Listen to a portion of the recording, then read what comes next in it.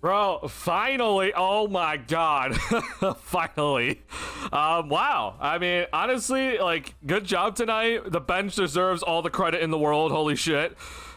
This was probably one of the most unexpected wins of the season, and they pulled it off. So, part of me is kind of upset at them because it's just like, why can't you come out and play this well every game? But, you know, it's the NBA, I guess. But we'll take the wins when they come.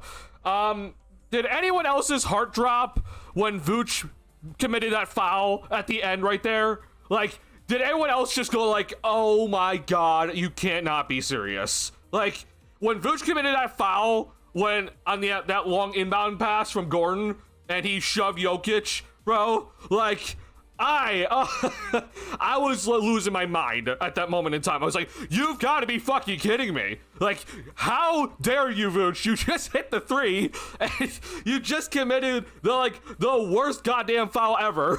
And thank God the Nuggets were not in the bonus. Like, thank God, because that would have opened up so many other cans of worms there, where if Jokic is sent to the free throw line, then and then all of a sudden it's like, okay, if Jokic is at the free throw line, he makes the first and you intentionally miss the second, and it's just like, oh my god, man. That foul by Vucevic killed, like, that pissed me off so bad. I was just like, dear Lord, do not, like, if Jokic like hit that three or something, I was gonna lose my mind. I was like, what the fuck are we doing? We cannot foul at that moment in time. I don't know what the hell Vooch was doing there, but he hit the big important one, and thank God he did. Bro, finally, man. I was tweeting out in this game, bro, like, if the Bulls don't win this one, then like I'm gonna be on go on a serious rant or something, because the bench did everything, bro. The bench did legitimately everything again in this game, and I'm just watching the starters, and they just, for most of this game, the starters were not doing well enough, and thank God Giddey finally kind of figured it out near the end and Vooch hit the shot. But other than that, bro, the starters had a rough time. But the bench did a hell of a job. I think Billy did a much better job tonight overall with some decisions and, you know, leaving the bench guys when they're rolling out there. You know, I think the plan was to play Jalen Smith down the stretch of this game. Unfortunately, he got injured and he did come back, but he just clearly wasn't 100%. But man, oh man, did the Bulls need this? We finally got it. I am so relieved that we somehow were able to pull this one off, because, bro, when Murray was on that run and Jokic comes back in and suddenly Jokic hits a three, it's just like, oh my god, the Bulls blew it again. But clutch defensive possession by Io to get the steal. That was humongous for us. Good job there, and Giddey had 8 big points in the fourth quarter, so it finally was enough for the Bulls to close out a game in crunch time. So we are finally celebrating a Bulls win. As you can tell, though, I am I'm happy, but like, oh my god, bro, this game was just, it was killing me. This game, I was pissed off, I was happy, I was pissed off, I was happy. I was just like, guys, like, you gotta win this one, Brad. Like, you're not gonna get these opportunities every time. The Nuggets aren't having the best game, and you're at a rest disadvantage. Like, you gotta win this one, guys. And I thought they blew it, bro. I legit thought they blew it at the end so badly. I was just like, oh man. But bro, we did it. We came up clutch. Io's been awesome in the fourth quarter, man. He has been awesome all season long. I think arguably Io's the MVP of this game. I think you can argue Jalen Smith's the other MVP. But honestly, the MVP just goes to the bench, bro. The bench did everything in this game. They got the lead in the first half. The starters blew it. They got the lead again in the third quarter, and the starters almost blew it again, but they did it. We closed this one out finally. Rotations leaving the hot hand in. Vooch out by Billy finally happened. Vooch hit the one shot when it mattered finally. Bro, I'm like, Vooch missing all these shots was killing me. Like, he wasn't just missing threes, he was missing a shot to the rim. It was just so bad from Vooch all game. But we had to have him in because Smith's not 100% clearly. And thank God Vooch hit that shot because he was wide open for so many shots, man. But it finally happened. So yeah, big by Vooch. He came up clutch when it finally mattered, which honestly was mattering beforehand, and we would have appreciated some threes going down earlier, but he hit the big one. And my God, it wasn't needed.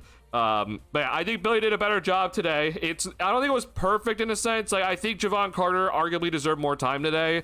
But I think the good news though today was that we very clearly was making sure that Jalen Smith was in for a good portion of the game. And I think the plan was to get Jalen Smith more minutes, but it just, the whole shoulder thing happened. Io closed the game today, which he absolutely should have, and so did Matas Buzelis, which is exactly what we should have done. So I think the closing lineup today was totally fine with all things considered, with the Smith injury and the current guys available. No Kobe, no Trey Jones. You had to close with Buzelis, and we did just that. So good job there. And I think Billy did a good job of managing the altitude overall today. So with the second night of a back-to-back, he relied a lot more on his bench tonight in terms of like overall minutes, and relied on guys that didn't play yesterday, and that's good. That's really good by Billy to try to get those guys in. And Carter and Terry deserve a lot of credit, man. I think that those two guys were a humongous spark in that first half, and it was huge for the Bulls because you can kind of tell the starters were a little slow. The bench overall obviously came in great, but it was Carter and Terry to get the bench rolling. So they deserve a lot of credit. The entire bench deserves all the credit in the world for what they did today. And we finally got ourselves a victory, man. It's been, God, man, it's crazy. It's this game, but like, hey, we got one finally. Because man, the Bulls have blown some games or have just lost games they should have won. So happy to see it. If you've not hit the like button on the stream yet, please do. Helps me out a lot. I sincerely appreciate everyone tuning into the streams. Billy rotations, I'm happy with tonight. Yeah, I'm cool with what Billy did tonight. Yeah, there's one gripe I had was just that maybe Carter deserved maybe some more minutes, but other than that, I was fine, honestly. And with Carter, I understand if you're cautious with him. It makes a lot of sense. Smith, first half MVP. Yeah, Jalen Smith in the first half was by far the best Bulls player easily. I don't think anyone else was even close besides maybe Buzelis. But he kind of had a rough second quarter also. So Jalen Smith, I think, was the Bulls MVP in that first half, and I think the MVP is Io, honestly, for this game. Io was insanely good this game. Minutes restriction for him, I don't know if we went past it. We probably did, but good thing we did because we needed every minute of Io out there tonight. Slightly better job here. Yeah, it was definitely a better job here for the Bulls tonight. First and foremost, the players came out and they actually looked like, hey, we're desperate. We got to get a game here. The bench guys came in, non-rotational guys, right? And Terry and Carter, they came in and showed like, all right, look, man, we deserve playing time. That's what I want to see, especially on this team. Like, when you play, man, like, I want to see desperation all the time. Your minutes are not secure. I don't think anyone should be feeling secure about their minutes. When it comes to their play, and we saw that tonight. So good job by these guys coming in and like, hey, I deserve more minutes. And I really applaud Dylan Terry and Javon Carter for staying ready for this game and coming in and having an immediate impact. That's huge, right? These guys that are not consistent rotational guys, like, you got to come in and put a stamp on the game. And Carter hit some threes. Terry had some good overall possessions defensively, and he hit a three as well. Like, we got to see that, man, and it's great. Jalen Smith was on fire in the second quarter, and Billy actually left him in. Yeah, so Billy did take out Jalen Smith like in the mid-second quarter, but then he put him back in to end the second quarter, which is great by Billy. That's exactly what I want to see from Billy Donovan, because Vucevic in most of this game, again, he hit the big shot, but most of this game for Vucevic was garbage. Garbage on a lot of aspects. It was just bad all around. So that was good by Billy Donovan. He adjusted and he saw that Jalen Smith had it going, and he had to take him out after a pretty lengthy stint because we were already putting the bench in early because of the altitude and everything like that. And second half of back-to-back, he then takes Smith out in the middle of the second quarter, and you put him back in. That's huge. That's what we need to see from Billy. And finally, like register in his head, like, oh, hey, Vooch sucks tonight. How about we put the guy in that's actually played pretty well over like the past 2.5 weeks? Like, he's actually done a really good job and honestly should have gotten more minutes. Thank God he did it. We definitely needed Jalen Smith to end that second quarter because the Nuggets were going on a serious run. But Smith hit some huge threes. So good job by Billy when it came to that. I'm really happy to see finally we're playing, or he's coaching as we should with this squad, and running with the hot hand, which is great to see. Let's go on Calvin. Shout out to the bench. Yeah, man, the bench was everything. Bench was everything on all aspects. Like, even Patrick Williams, I think it wasn't the best shooting night. Like, it overall still isn't like the greatest night from Pat, but he did pretty all right today. And I applaud him. Like, he had some, you know, harder possessions on defense, and he did a decent job. So I sincerely do applaud Patrick for that. We didn't have a great bench effort to win. I'll take the win. Just not sure how sustainable this is as long as the D is like this. Don't get me wrong, bro. The 3-point shooting was really helpful for the Bulls this game. Yeah. Like, I'm not gonna sit here and be like, oh, hey, like, we need to come out and do this like every single night where the Bulls shoot 53 threes per game. Like, that's just not gonna happen with this team. And the Bulls, you know, they hit, I think it was 13 threes in the first half, which is just, or maybe it was 12. That's ridiculous. And like, that's basically like our numbers for the year. That's not going to be sustainable, right? So either way though, it's still huge, right? Like, you still put yourself in a position to win this game. And the biggest thing for me tonight is that you closed it out. Which it wasn't clean. You let the Nuggets come back twice in this game from down double digits, and it wasn't a clean end to the game. Like, there were many possessions where the Nuggets didn't score an wide open 3-point shot. You need to come on down the other end and score, and you also didn't score. However, they stuck with it and they pulled through in the end. That's huge, right? Yeah, I agree with you, Ryan, that, like, yeah, the defense with how this defense was not good today overall, and this was on a bad shooting night for the Nuggets in some moments, right? And the Bulls had to heavily rely on the 3-point shot going down, especially in that first half. But with that being said, I truly do appreciate them fighting through and getting this victory. Like, you had to, with a 5-game losing streak, losses that you should not have had, and blowing multiple double-digit leads in the second half of games, okay, you got to get this win, man. I know it's tough. Denver's an awesome squad, and they're absolutely going to be a contender, but you got to get this win, and they did it today. Which just, with how everything was going, like, you had an 18-point lead in that first half, like, you had to win once you got that lead. It took a bit. It took a little bit for the starters to kind of get in the game, but we did it. So, we got to appreciate that, and I'll take it. Good job by Billy for not overplaying the starters after last night. If Jalen is not okay for Wednesday night, it might be time to call up Ulrich from the G League. Oh, man. I mean, look, don't get me wrong. I would love to see Ulbrich, or I guess it's Ulbrich, actually. Sorry, my bad. I'd love to see him. That's a lot to ask from him. Like, yeah, if Smith is not going to be ready, I think we're just going to see the Bulls go small, which is going to be pretty rough for us in the non-Vooch minutes. And if Vooch cannot, I mean, like, again, Vooch hit the big shot tonight, but this was also not a good game from him tonight. And so, like, we need Vooch to figure this out, because it's been, like, many rough games in a row. Like, that Utah game wasn't the best game from him. But, yeah, I think we're going to see the Bulls go small. But maybe it's going to be time we see Ulbrich. He's also not the biggest guy, but sure. We'll see. I wasn't worried at Vooch foul. Really? Bro, I was like...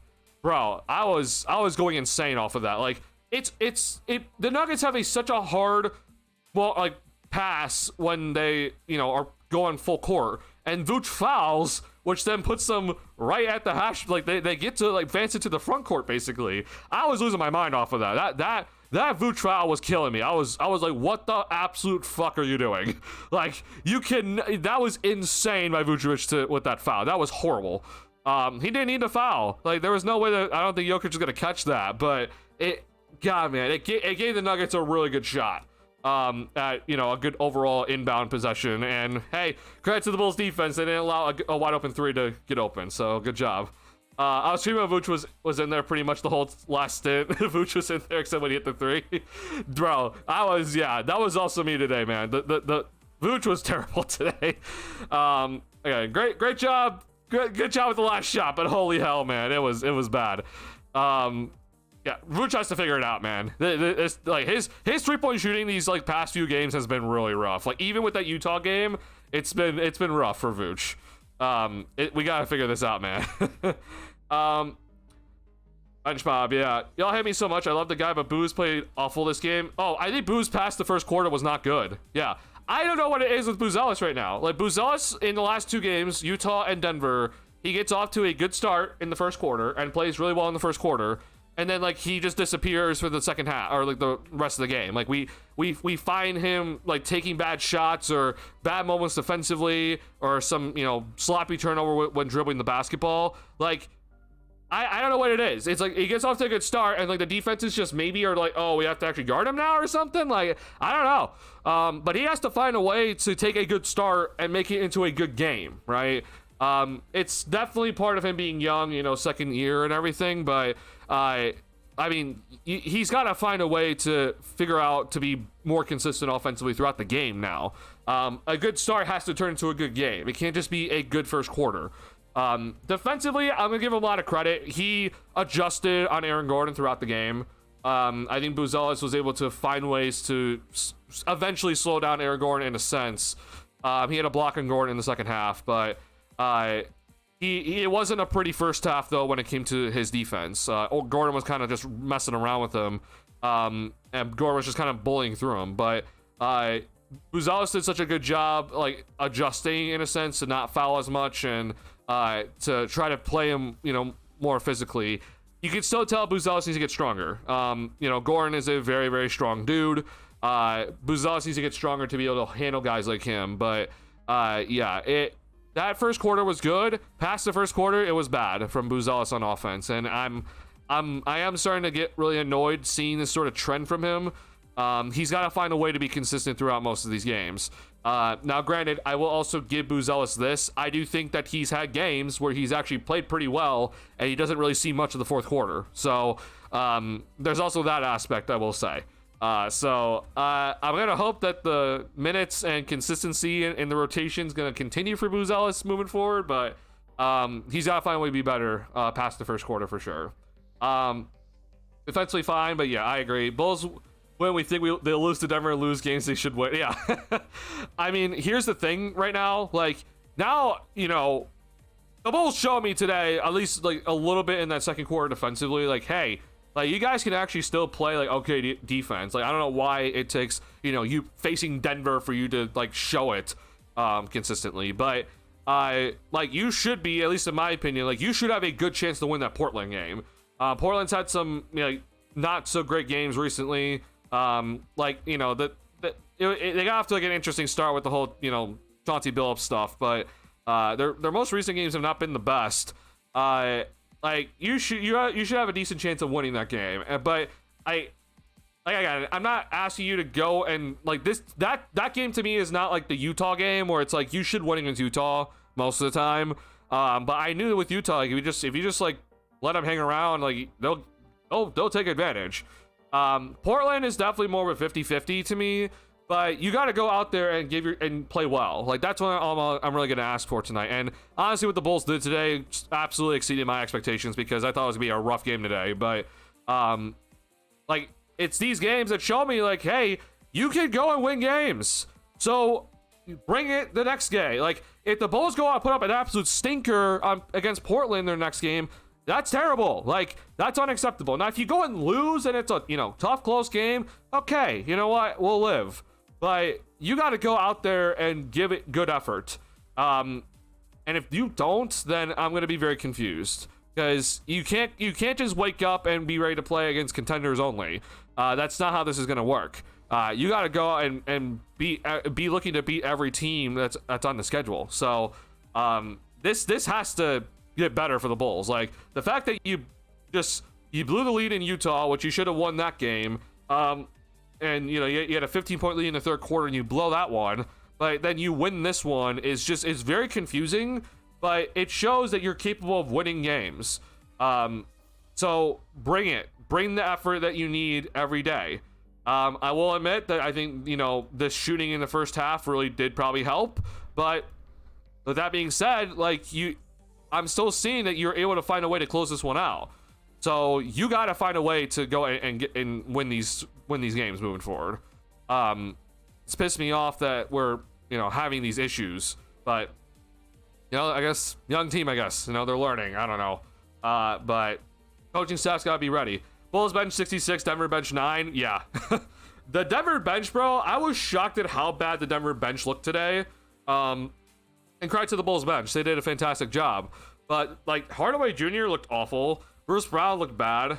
Valanciunas, I don't really know how much I don't think he played in the second half, did he? It was odd to watch. Like, I actually, yeah, it won't work right now for NBA.com, but like, I was honestly very shocked at how little Valanciunas played he played in this game. Like, Valanciunas has honestly been like a pretty key factor off their bench, and like, yeah, he didn't. I don't think he played in the second half. So, this was honestly really shocking to me how bad the Denver bench has looked, because their depth has been pretty solid this season, at least so far. But you know, the Brown injury hurts. You know, Strother's out, Daron Holmes is out. Like, I guess, you know, maybe some of the injuries are kind of catching up to them suddenly. But hey, you gotta take advantage when it's time, right? Like, this is what I'm saying. Like, I don't really care that, like, you know, Trey Jones is out, or you know, Kobe's not playing in this one. You gotta win this game once you get an 18-point lead, and finally you did it. Like, you got the 18-point lead. You did blow it, but you found a way to get another lead, and you closed it out today, which is great. We gotta do that more though. Like, again, I don't care who's out. Like, they're missing guys. We're also missing guys. Like, I don't care who's out. They have their main guys. We have most of our main guys that we've had for most of the year. Go win this game. Yeah, I like Boost defending Cam and Gideon Gordon.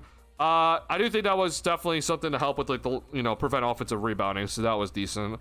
Billy goes with Isle and use Extra Smith as the big right calls. Yes. As he mentioned it, as a unit was coming with energy, keeping pace and making them puffed, and hitting their threes, obviously, like Javon Carter did. Having Carter played well and came up, I'd say 2 to 4 possessions after the big run ended. Yeah, I can understand, but I don't know. I think Carter deserved maybe some more time in that first half, but I get it at the end. I hope this can be a momentum change. It could be, right? It should be. But what are the odds that the Bulls just go into Portland and they just, you know, it's not Denver, so we're not too worried about it. Like, that's what I'm scared about now with this team. But I hope that's not gonna be the case. I really hope that we're gonna go into Portland and actually play a good game, right? It's on the road, so like, if you end up losing it, it's okay. But you got to go out there and you got to find a way to give a good fight. Okay. I also spent earlier on my overall, even though it's mostly first half and out, to, I guess, Giddey threw the offensive rebound and keeping afloat. Yeah, Giddey's offensive rebounds were huge today, and his fourth quarter scoring was honestly huge. Like, he actually scored in the pick and roll today in the fourth, which was massive. So he did a really good job. I think Herter deserves a shout out. Like, he hit his threes finally tonight, which you know, that's been something that we've been looking at for a while. Like, this has been an issue for Herter, and he finally is hitting some threes tonight. So you can argue Herter's maybe number 3, or he's number 4. So, but yeah, the other starters were not very good today, I'd say. Past the first quarter for Buzelis. I'll take Albrecht, however, it's spelled to give him a spin if Smith is out. Yeah, I guess honestly we're gonna have to just bring him up and see if Smith is out. I mean, I'm glad Smith was able to check back in the game, but clearly he wasn't 100%. So yeah, if Smith has to miss time, then with Collins, we still don't know about Collins yet. I know that he got his cast off and everything like that, so that's good. But it's gonna take some time for him to kind of get ramped up and everything. So yeah, if Smith's out, then bring up Ulbrich and we'll see what happens. Yeah. Yeah. Buzelis got something from Vooch. Yeah. I saw Hayes compare Vooch's net numbers / defense / offense when he's on the court versus Jalen Smith, and it made me sick. Oh God, is it like that bad?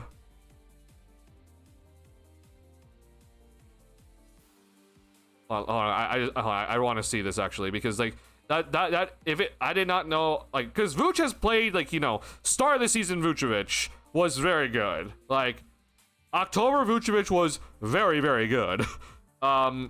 But if it's, if we're having some issues like recently, which I know recently has been bad from Vooch, but like, if it's that bad, then we have to have a discussion here.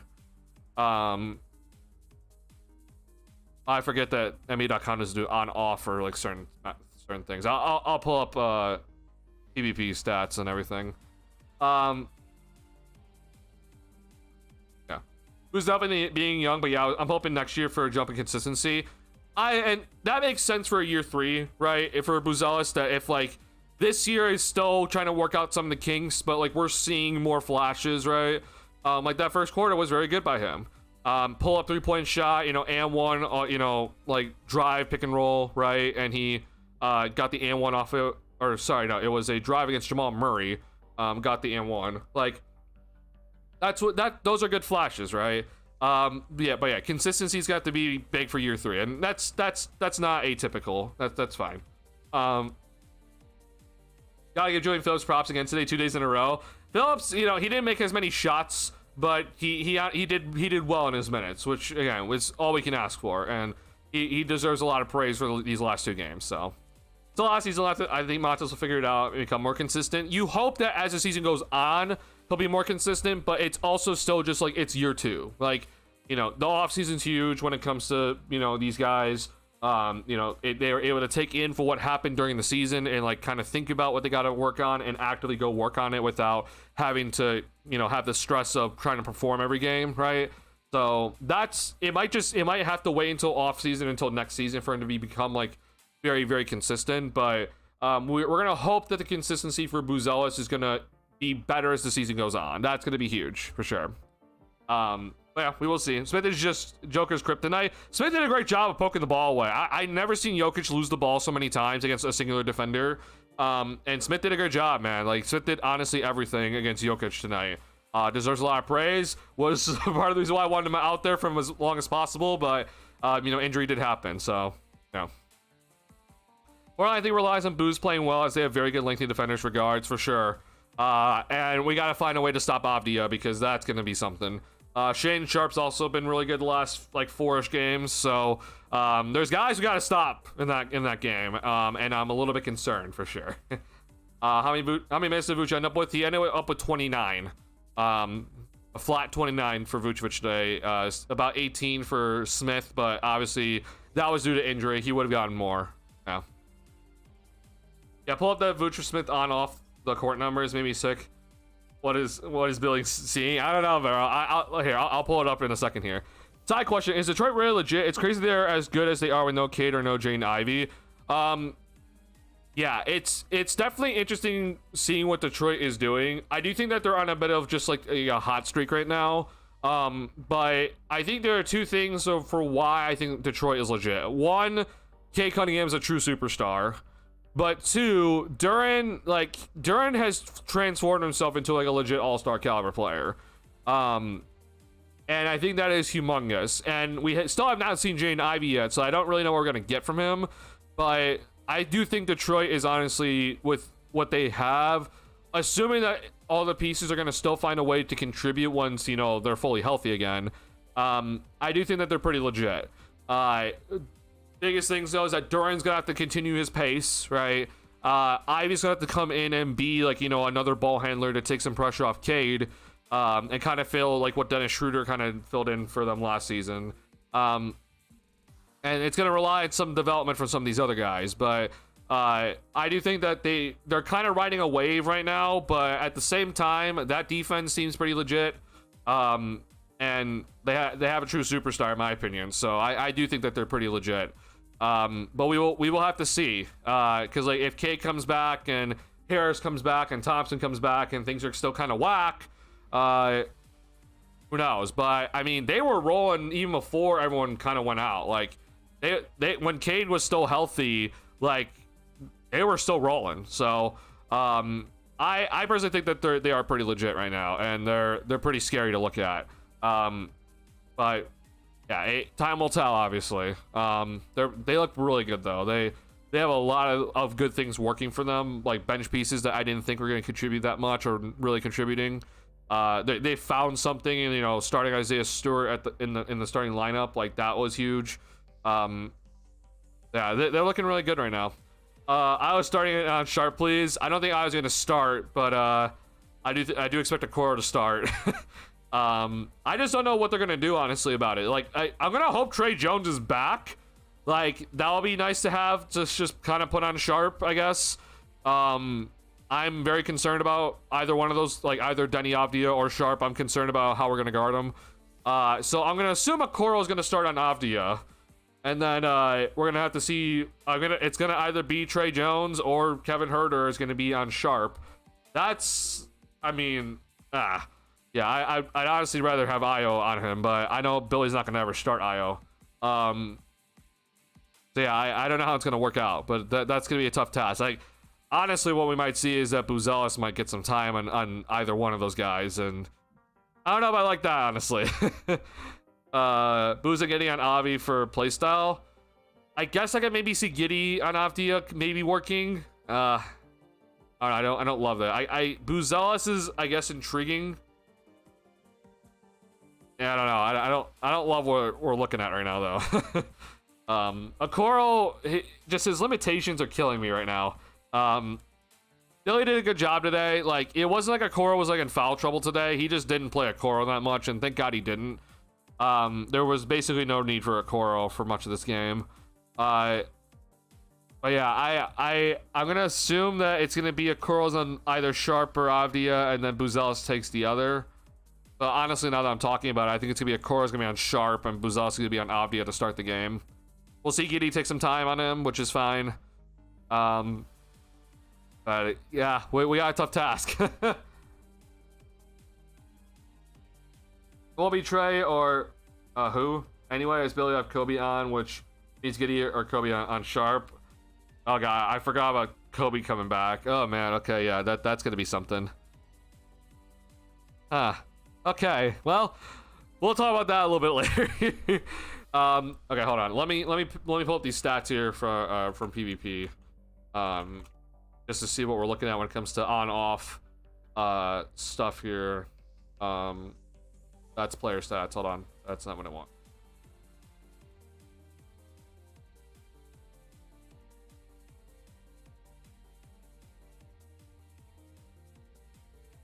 Atlanta, gonna go medium, high, very high leverage, and we're gonna go with Vucevic, and we're also gonna go with, where is Jalen Smith?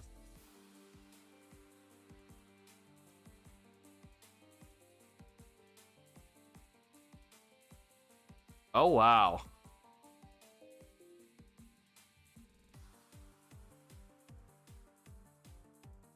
Okay. This is honestly much bigger of a difference than I thought I was gonna see here. Okay, this is crazy. Wow. I mean, okay, if you're wondering what we're looking at right now, okay, this is PPB stats. So I don't know if it's gonna be counting today's game, which honestly I think if it even just counted today's game, which I don't think it is, like. This would be even bigger of a difference than what we've seen before. But pretty much, if what we're looking at here, okay, when Nikola Vucevic is on and Jalen Smith's obviously off, because most of the time that's the case. I mean, the net rating is what it says. Like the offensive rating, it just takes a tremendous dip compared to when Jalen Smith is on the floor and Nikola Vucevic is off.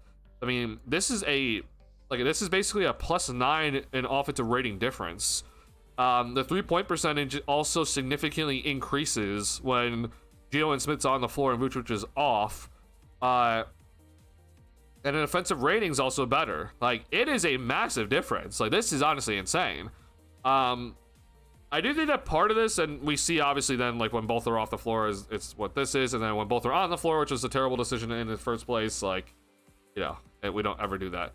But I do think that part of this is that the starters as a whole, which is why it is important that the bench gets more minutes, but the starters as a whole have been bad. Like, I don't know what it is with these slow starts recently, but like the slow starts have been killing me. Because it's just like the starters come out and I'm like, it always feels like the Bulls are like down at the first time out. So maybe that's part of it, but either way, man, like this just shows that the bench unit has just significantly outplayed.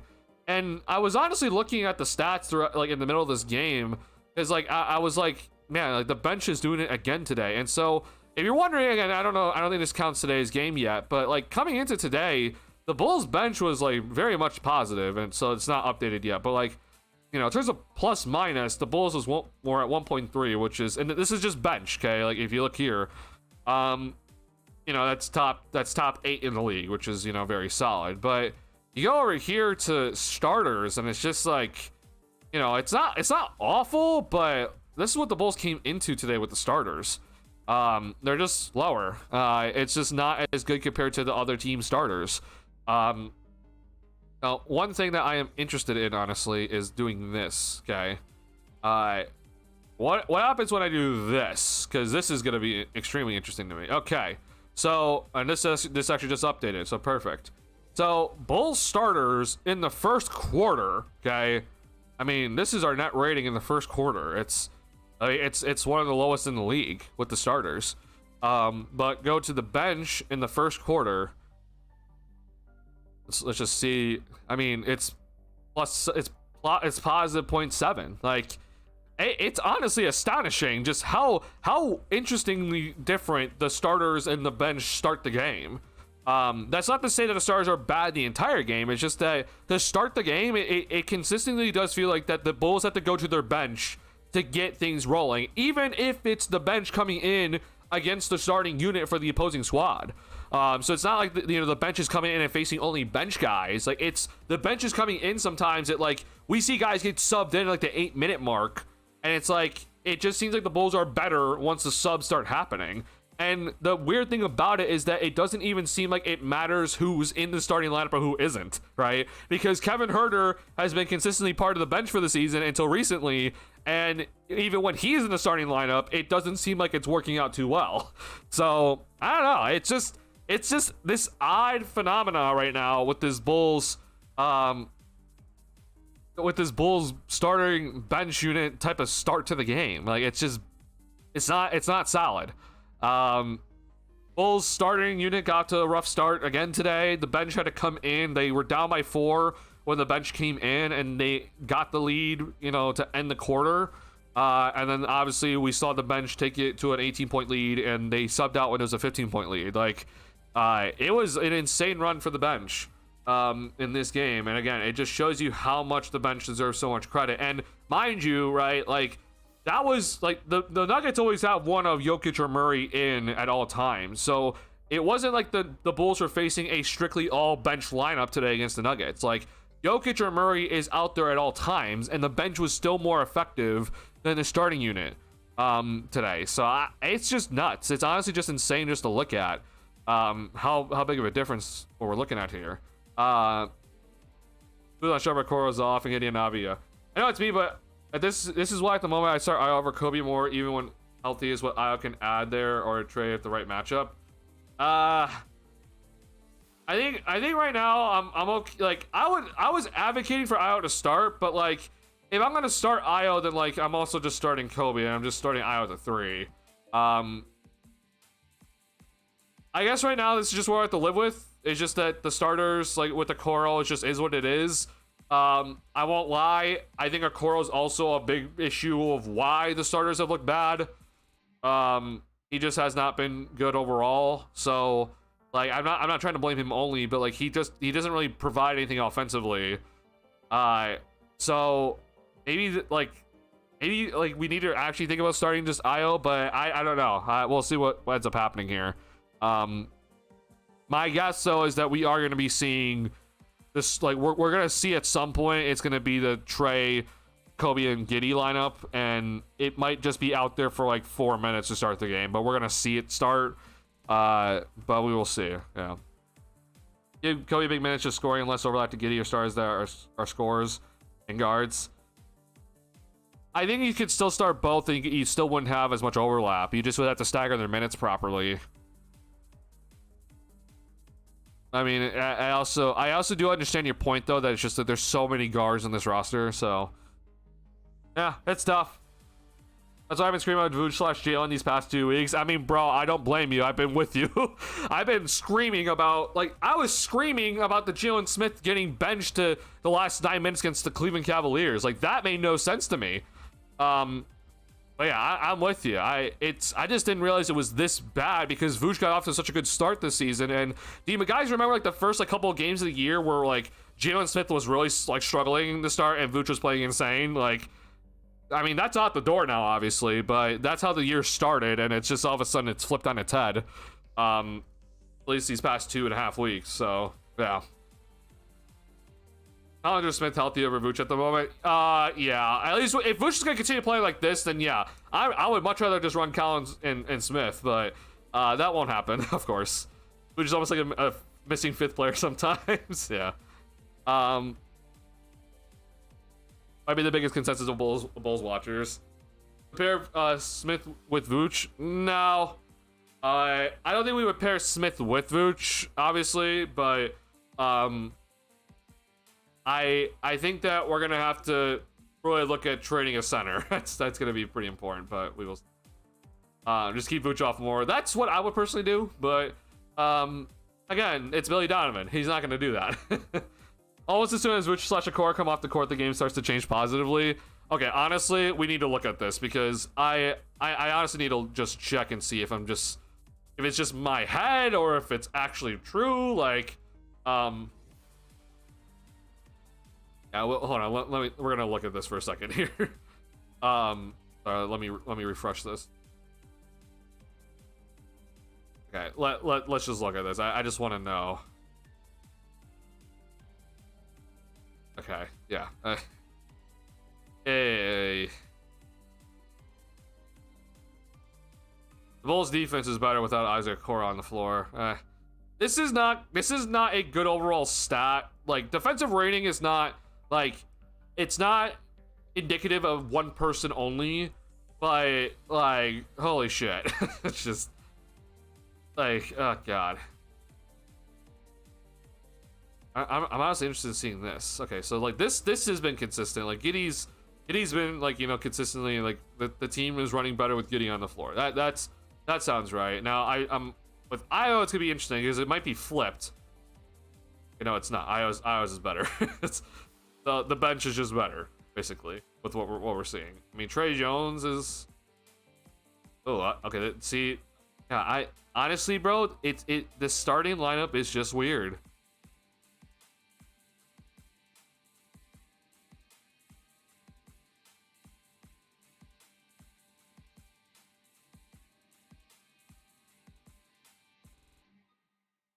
Alright, hold on. I just want to look at this.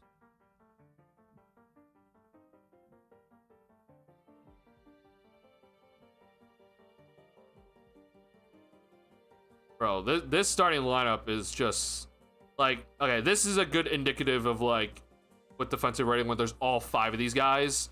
Like the starting lineup on the floor is -17. Like, what? My god, this is just insane. Like, this is honestly ridiculous just to look at. But it's these 5 off, like, it's technically positive. Like, that's crazy to me. Like, this is ridiculously stupid. Weirdly enough, when only Trey Jones is off the floor, and it's these 4 plus someone else, it's plus 30 in net rating. That's crazy. If it's Josh Giddey and Montez Buzelis on the floor, it's, you know, it's plus. These are limited minutes though. But I mean, even in these limited minutes, like -17 is still pretty shit. Like, that's pretty bad. Yikes, man. This is crazy, honestly. These are pretty small sample sizes. Like the 20 minutes and less are pretty small. But like, I mean, I'll take info on these two, I guess. Honestly, but yeah, the starting, basically though, what we're saying is that the starting lineup has to just be better. It just has to. Like, it has to start better in each game. It's what we have to do. We'll play on Okoro for stars, but he is the one that comes off first, and when it starts to shift offensively. So that's actually not always true. Like, Trey Jones is actually, when he's starting, Trey Jones is actually the guy that comes off first. Like, Okoro's out there longer than Trey Jones is. So I would actually disagree with that. Yeah, I don't know. It's, as a whole though, I'm not gonna blame it only on one person, but as a whole, the stars have to just be better. Like, that's just straight up what we're looking at right now. Probably a lot of factors, even wearing down with speed and bench coming in a fresh speed, I guess. Yeah. Into the core there. Him getting benched against them was crazy. That's like 3 games I played specifically on Billy benching / taking Jalen out Bazell sometimes too. That Cavs game was just gonna always live forever in my head. That Jalen Smith did not see the last 9 minutes of that game when he was having an insanely good game. It's not even just the fact that he didn't close the game; it's the fact that he didn't see the last 9 minutes of the game. Yeah, I don't know. Yeah, man, this is honestly pretty astonishing just to look at how bad the starters are. Just together when they start the game. So, yeah, we're gonna have to see these guys try to either work it out, or what I do think might be necessary here is that we're gonna need to see these guys figure out like a whole new starting lineup. Like Billy's got to run a new starting lineup out there, just to get us off to a better start. Like, I think that's totally fine. Like Trey Jones, like again, once Kobe gets back and up to fully in game shape and everything, he's gonna be starting, and I expect Trey Jones or Okoro to go back to the bench. But oh boy, I mean, like, so in just raw overall just numbers, okay, like here's just the raw stats of just like, hey, here's the overall plus minus when it's the starting lineup out there. It's still not the best, but like these aren't great numbers overall. Here's advanced, if you're wondering.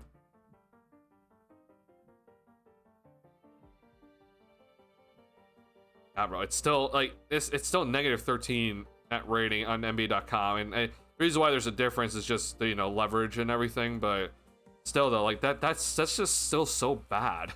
Like,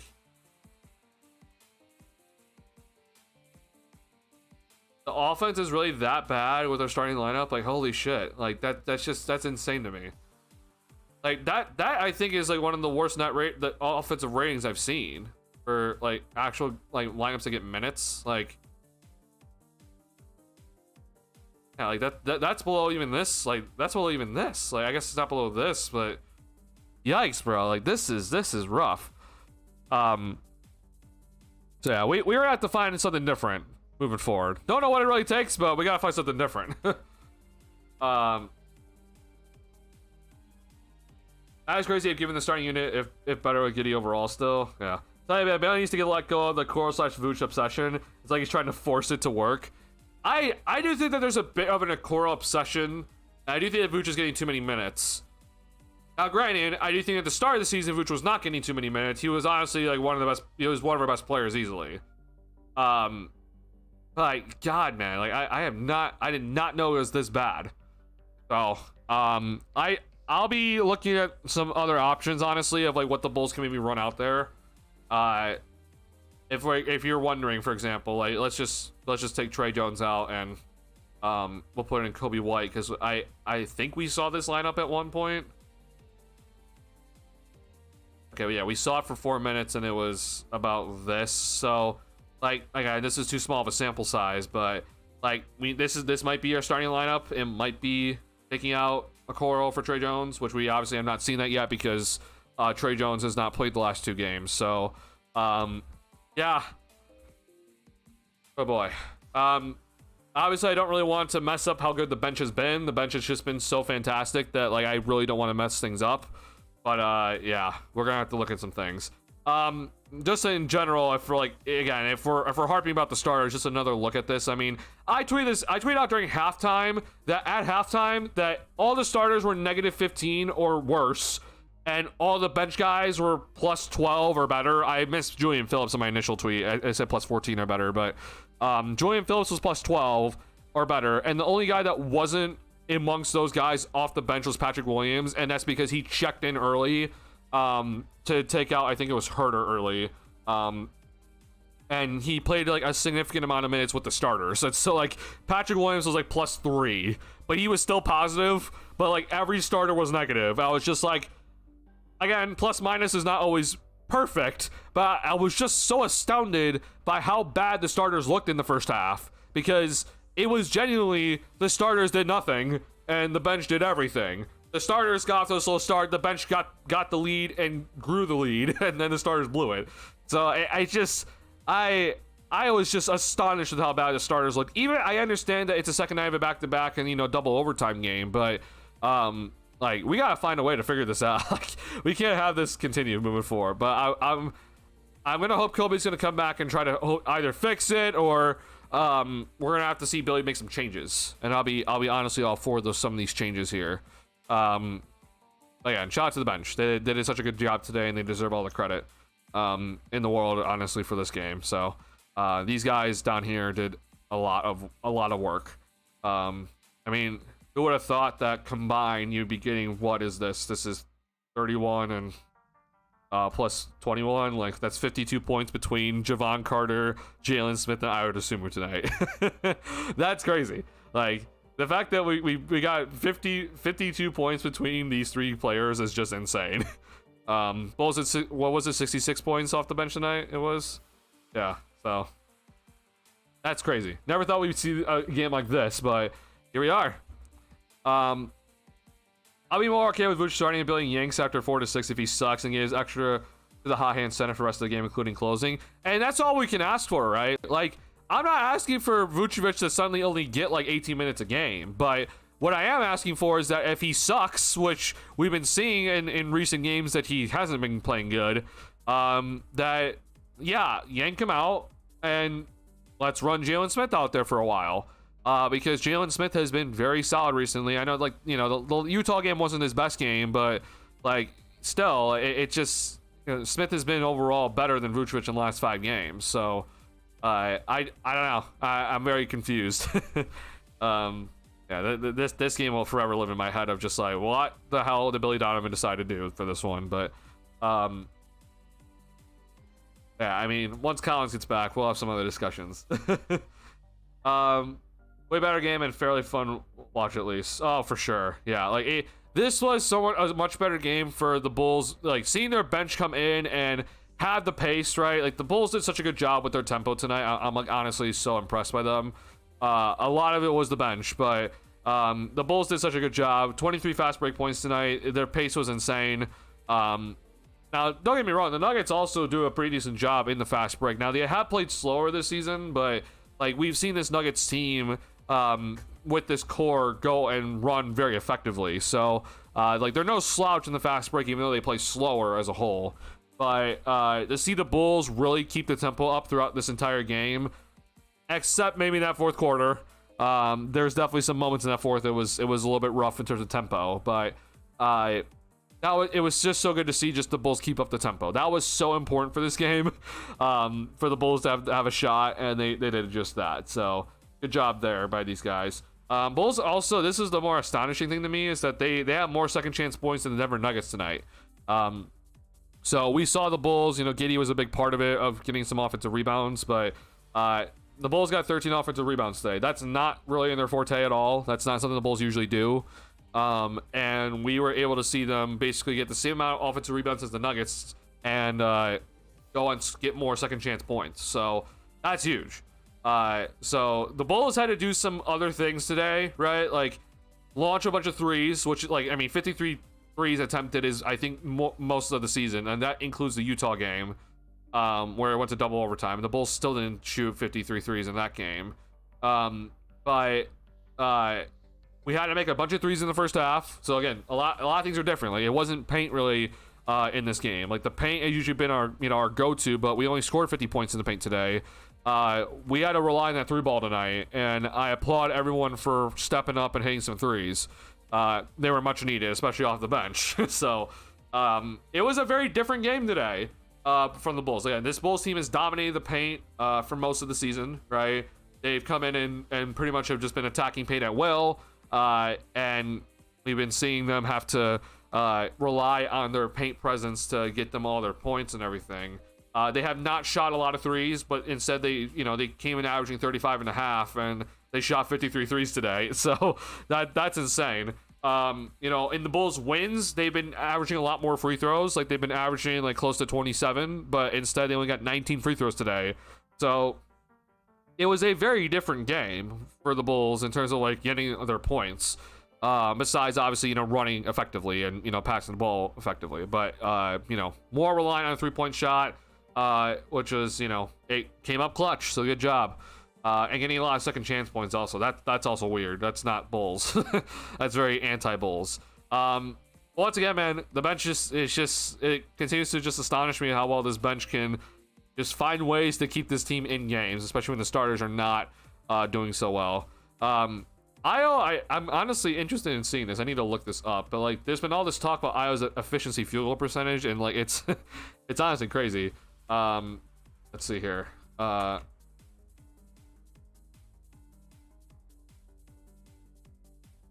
Is he second on the Bulls right now? I'm trying to pull up the Bulls again. I mean, like, the fact that Io goes 8 for 9 today and 4 for 5 from the free throw line is just crazy. Like, it's another game for Io where I'm looking at the box score, I'm just like, bro, this guy had 21 points on 9 shots. Like, that's crazy to me. But I love seeing it. Let's see here, players.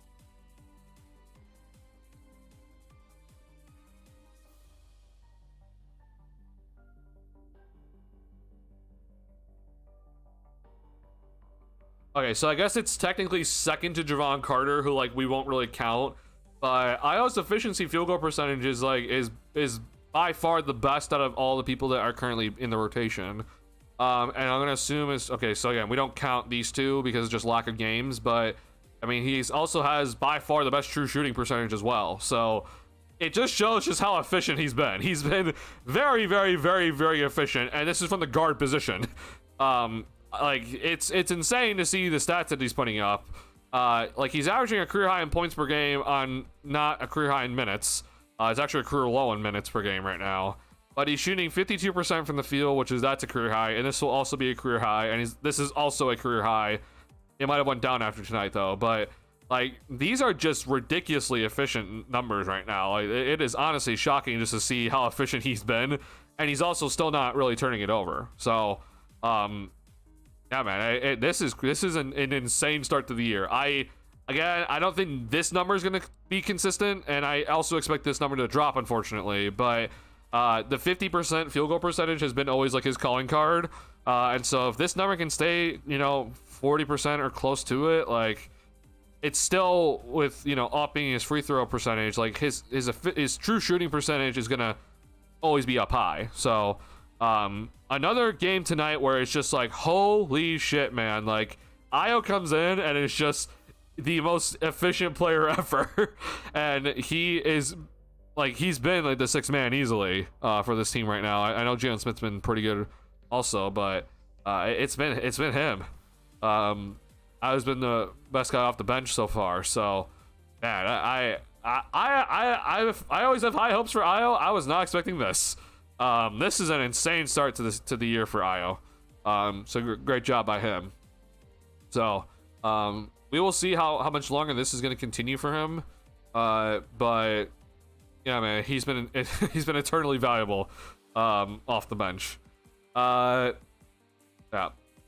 or just not do a full starter swap, like sprinkle them back in with the bench when they have it rolling, just not just the alright starting five out there, like the whole hockey change. So like, I mean, Billy sort of kind of does that. Like, Giddey usually comes in, like, you see Giddey get some run with the second unit usually. Like, Giddey will come in like about like the 10-minute mark of the second quarter, and like he'll get like 4 minutes and come back out. Now I know that there's definitely been some games recently where Giddey just has to play longer and doesn't get that rest, but like we've seen those little sprinkle ins from Billy Donovan where he'll bring in Giddey early in like the second quarter with the backup unit, and then he'll bring in more starters and take Giddey back out for a rest and then bring him back in late to end the half. But yeah, I can maybe see a world where, especially with Kobe being back, that he's gonna have to kind of mix and match more, and some guys are gonna have to take like two rests per half instead of just like you play your one and you get one rest, right? Or you play another stint, right? So that's gonna be something that we're looking at, is that Billy can probably try to mix and match. But I won't lie, like, dead serious, I mean, the numbers show taking out Trey Jones has been effective, but like, don't be afraid to take out Coro early. Also, same thing with Vooch. Like, I really think that you just need to, like, if you're going to leave two guys out there, leave Giddy and Buzelis out there, unless they're playing terribly. But like you should have the leeway that if someone's not playing well in the starting lineup, just like, yeah, all right, we have Ayo Dosunmu off the bench, we have Kevin Huerter off the bench, just put those guys out there. Like, I don't know. I think it'd be totally fine if you did such a thing. Yeah.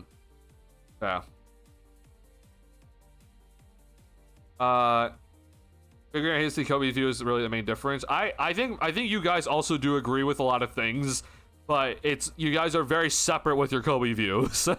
Like you guys are very, very different on how you view Kobe. And here I am just moderating it. So.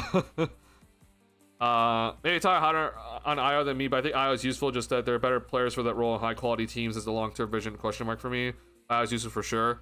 To me, I think that you can argue on other teams that you need a guy that is going to be more like playmaker oriented instead of score, right? Like Ayo is definitely more score oriented right now, but I think with his efficiency, like you can't deny his efficiency at this point. Like as a role player, this is the best you can ask for in terms of efficiency, right? If he's going to get the ball, he's going to make half of his threes and half of his shots. Like, what more could you ask for? That's why it's like, I think with Ayo, he's pretty much like really valuable in many areas right now. Efficiency is something that I always truly value. So, yeah, he as a guard doing this is insane. Yeah. Honestly, the Bulls are the better rebounding games, right? Partly because they'll actually box on, and that's an effort sign those. I mean, for the most part, the Bulls have been really good rebounding. Like, I actually thought the same thing, Charles. It was like the Bulls, like, you know, there's games where they don't really rebound effectively or whatever, but that really hasn't been the issue. I guess we can maybe look at it, but that's not what I wanted to press. Team stats, splits.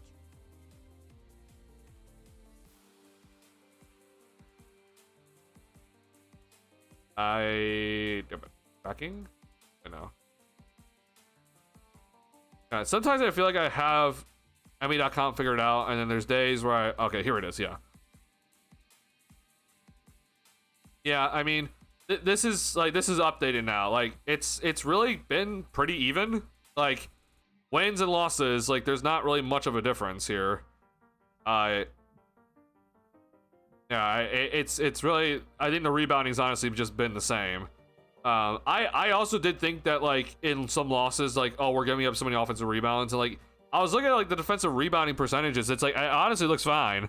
I'm looking at this and I'm just, it feels that way with some of these losses because I think it's more so just like when we do give up an offensive rebound, it feels so detrimental that it feels like more than it actually is. But yeah, it's a different story.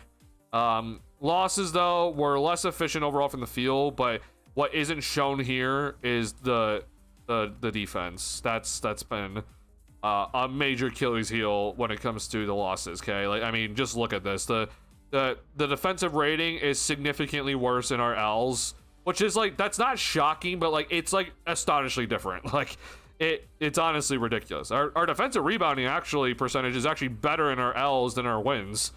So our overall rebounding though is not as great. So hey, that's the difference. We're also just not as efficient. As you can see, the offense is a little bit worse, but it's mostly just, it's our defense is just, it's astonishingly terrible, and most of the time it's been just that we're giving up too many paint points and the threes are going down. You know, tonight, for like the first time in a bit here, like, you know, I can actually say in tonight's game, and it's kind of crazy, it came against Denver out of all teams because they're very good in the paint, but the Bulls held the Denver Nuggets to under 50 points in the paint tonight. So this is why, you know, people might not think that, you know, me talking about like, oh, you know, we're giving up 55 points in the paint per game, like it's not that big of a deal, Duncan. Like, no, every point matters. Okay, I'm adamant that every point does matter, and so keeping a team that's averaging 55 points in the paint per game to under 50 points in the paint in this game is huge. I cannot stress enough how much I think that it's important for you to win those sort of numbers, because I always say this: you lose each quarter by 3 points, you lose by 12. Okay, you lose each quarter by 4 points, you lose by 16. That's a blowout. Like, every point matters. Every single point matters. And so if you can find a way just to prevent 3 points in the paint and, you know, get it under that average, right? Like, that could be huge when it comes to this sort of stuff. Yeah, I'm personally in that sort of boat where, like, I know a lot of people don't really, I think it's nitpicky or whatever, but like, this shit matters to me. And so, you know, to see the Bulls, like, you know, continuously giving up the most amount of field goal attempts at the rim, like, that's not good. We need to lower that. The Bulls have lowered it, but it's got to get lower still. I don't want to go anywhere low by, I know we agree on other stuff too. Is Io still someone the worst defensive rating on the team still?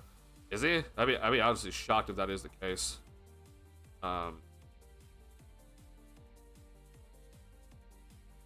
Nope, it is. It's the starters.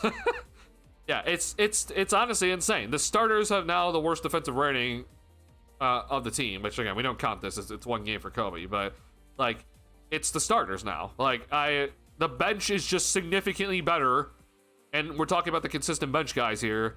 They're just consistently better defensively. It's honestly insane. The starters, just for some reason, they just don't want to come out and be good defensively to start the game. Yeah, that's honestly just ridiculous. I mean, even Josh Giddey's, after this game today, Josh Giddey's net rating is actually now in the negatives. Io's net rating is in the positives. So it's, yeah, I don't know. Again, this is not to like blame anyone individually.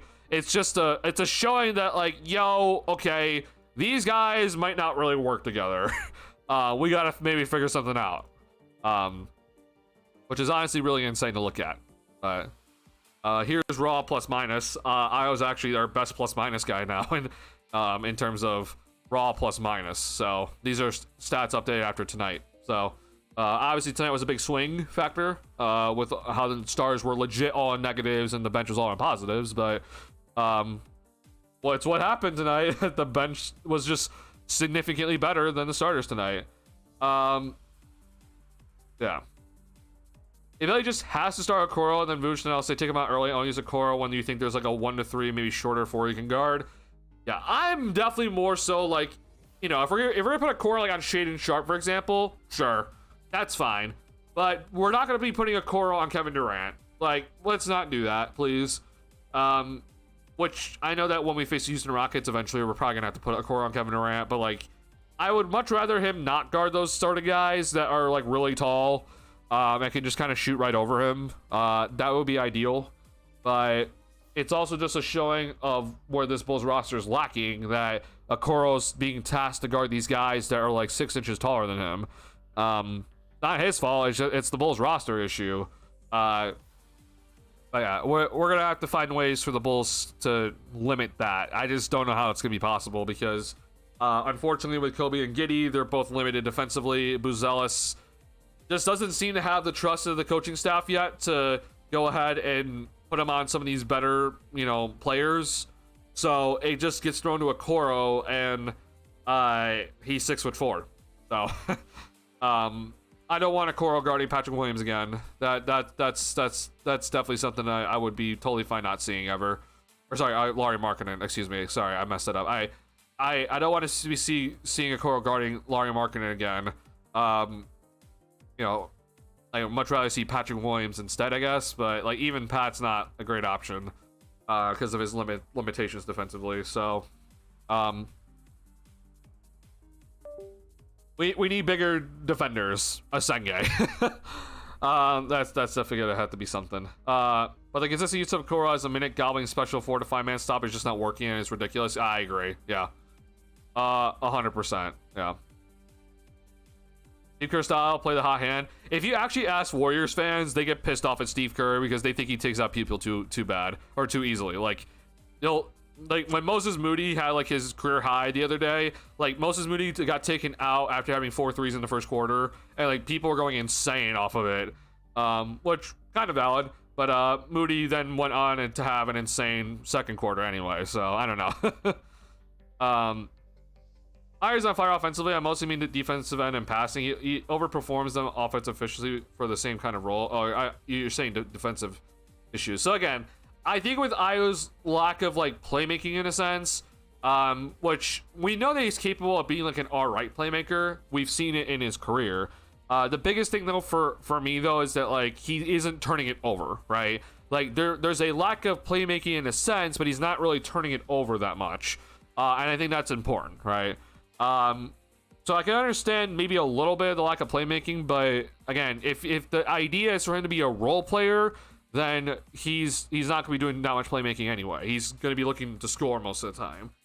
Defensively, I would love for Ayo to get more steals. Like that is definitely something I've been asking for Ayo to get more of, and I do think there's definitely areas for him to improve in that. But I do see him still as being one of the better guys on this Bulls roster of fighting over screens. That's a problem with the roster in and of itself, right? Where we have a lot of guys that aren't good point of attack defenders, but I feel like that he's not really the guy to be really picking on it when it comes to defense, because it's the other guys personally that are more problematic. But yeah, obviously on offense he is definitely overperforming right now. I agree that he won't be shooting 46% from 3-point range from here on out. That's not going to continue. And this is actually after tonight. So like his numbers are even crazier after tonight, which is, I mean, he's now shooting 55% from the field and 46% from 3-point range and 90% from the free throw line. I'm just so, I love this sort of shit. Okay, so his true shooting percentage now is at 68.6%, and his efficiency field goal percentage is at 64%. Like that is insanely like that's insanely efficient. Again, that's not going to continue. But it's definitely showing that like no matter what with Ayo, his efficiency is something you just can't take away from him. The 3-point efficiency has never been consistent in his career, but the overall field goal percentage has been consistent. And I know that I will be getting that at least, right? He's gonna always, no matter what, be a good finisher at the rim. And he's been one of the best finishing guards at the rim since he's been in the league. So I definitely feel like that's something we just can't take away. As a total, I agree. Yeah, May just feels better after the last game. This game shifted it that far. I'm like, did we already check if we have the best bench in the league?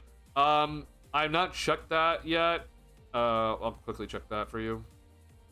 I do not think we have the best bench in the league right now. And yeah, so this is updated after tonight, but the Memphis Grizzlies still have the best bench right now at 48.9 points per game in terms of points. Now, in terms of plus minus, the Toronto Raptors have the best bench with 3.6 plus minus advantage.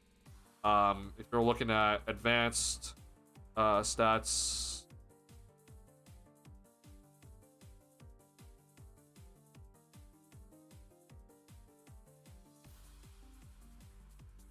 all right, here's bench stats for everybody. So weirdly enough, the Bulls offense is actually not the best in terms of offensive rating in terms of bench stats, and this is also where things get a little bit iffy. But defensive rating, we are a little bit better, I guess, but it overall results into a pretty solid net rating, right? So that's what matters the most.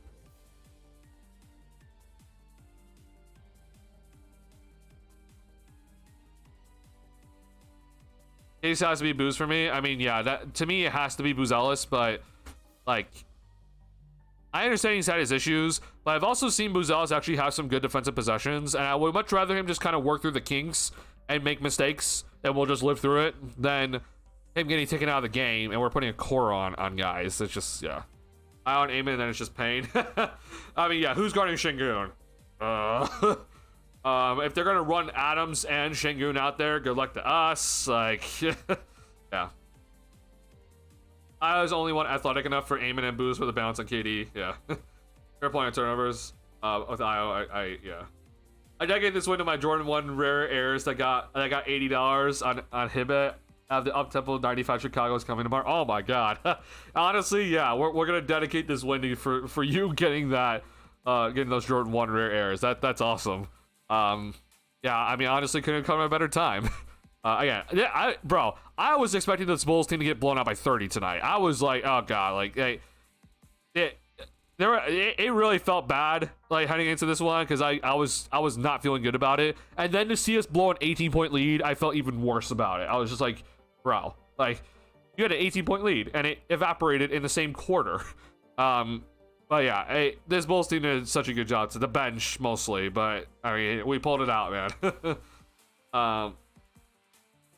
Bulls are off of screen navigation, so I are crushing that. Oh, I'm not also comparing Io to Bulls like it's Suggs, Dort, Cruz, and Eamon Daniels. Oh no, definitely not. Yeah, like those guys are in a different category when it comes to defense, but yeah, I think Io can be like solid defensively. He just won't be.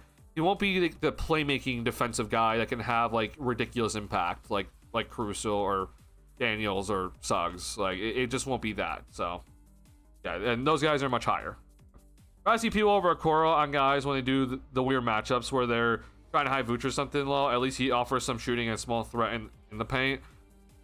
I mean, he is bigger, right? Like he is a bigger guy. He's gonna be able to cover more size. So like. If it's a bigger guy, then yeah, I guess you would much rather just see P. Will out there. But it's also just, again, it's the limitations of Patrick Williams, where it just his defense has not been consistently there.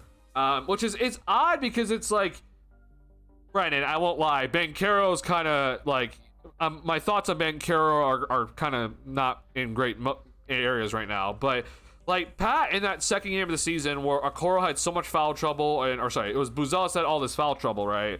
And Patrick played like starter minutes, and he was guarding Banchero and Wagner for most of the game, and he did insanely well in that Orlando Magic game. Now, granted, the entire Magic team sucked that night, but like I was looking at that, and I'm like, okay, like Pat has shown me that he can guard guys that are like 6'9", 6'10", like.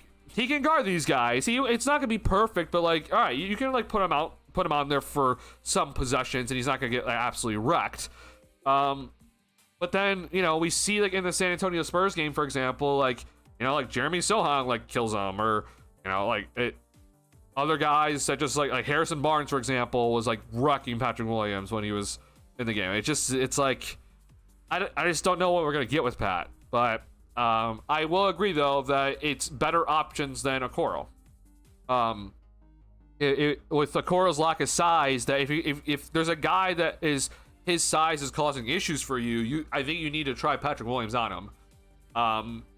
If you're not going to trust Buzelis, right? Which I think Buzelis should be the first option, but for some reason Billy doesn't want to do that, and I don't know why. So, I don't blame Okoro for that, but yeah, I don't blame Okoro either. I blame Billy. Yeah, I blame Billy more than at all moments. Like Okoro is being tasked to guard guys that are 5 inches or 6 inches taller than him. It's just like, I mean, good luck. Like, I appreciate the effort, but that's tough. OKC's best bench, yeah. OKC's up here is one of the best benches. Their defense is insane. I mean, OKC's depth is just out of this world. OKC's bench isn't a bench, it is a starting unit. Then they had their third starting unit. Oh, bro. Yeah, when everyone's healthy, it's like, yeah, you have basically like 3 starting units. Yeah. Much rather watch Buzelis grow, even with mistakes in Okoro. Yeah, I'm with. I would much rather just see Buzelis try to figure things out. But, that's something that we won't do, I guess. Bulls fans did not have good energy going into this game. I just wanted to be competitive at the very least. I was just hoping for the best, and we got off to a rough start. Bench came in, did everything, but then it was really when we blew that 18-point lead. I was just like, bro, like it evaporated in a quarter. It's the same quarter that you got the 18-point lead. It evaporated. And I'm like, I wanted to blame like tired legs, but like it wasn't even that. It was just the Bulls defense was just garbage. In those moments, it was just like, oh, we got the 18-point lead. Okay, starters come back in. The defense is garbage. It just, yeah, like, guys have to be better. Like, I was tweeting out like, bro, you're on a 5-game losing streak. You need to be fighting for this game. You're in a good position to win it. I was not expecting you to win this game. Like, you're all of a sudden in a great position and the lead just goes away. Yeah, I felt better when we got the lead back in the third quarter. It went away again, but at least we were able to get the lead back in the third quarter and build ourselves a little bit of a gap. We needed every bit of it. So the Collins coming back soon. Could you see Vooch getting some low management? Nice until he's traded. I would love to see that. Here's the issue. I don't think Vooch is getting traded, and I don't think that we're going to be seeing Billy Donovan even lowering his minutes. Jalen Smith's played really well. We can't deny at this point, Jalen Smith has played really, really well.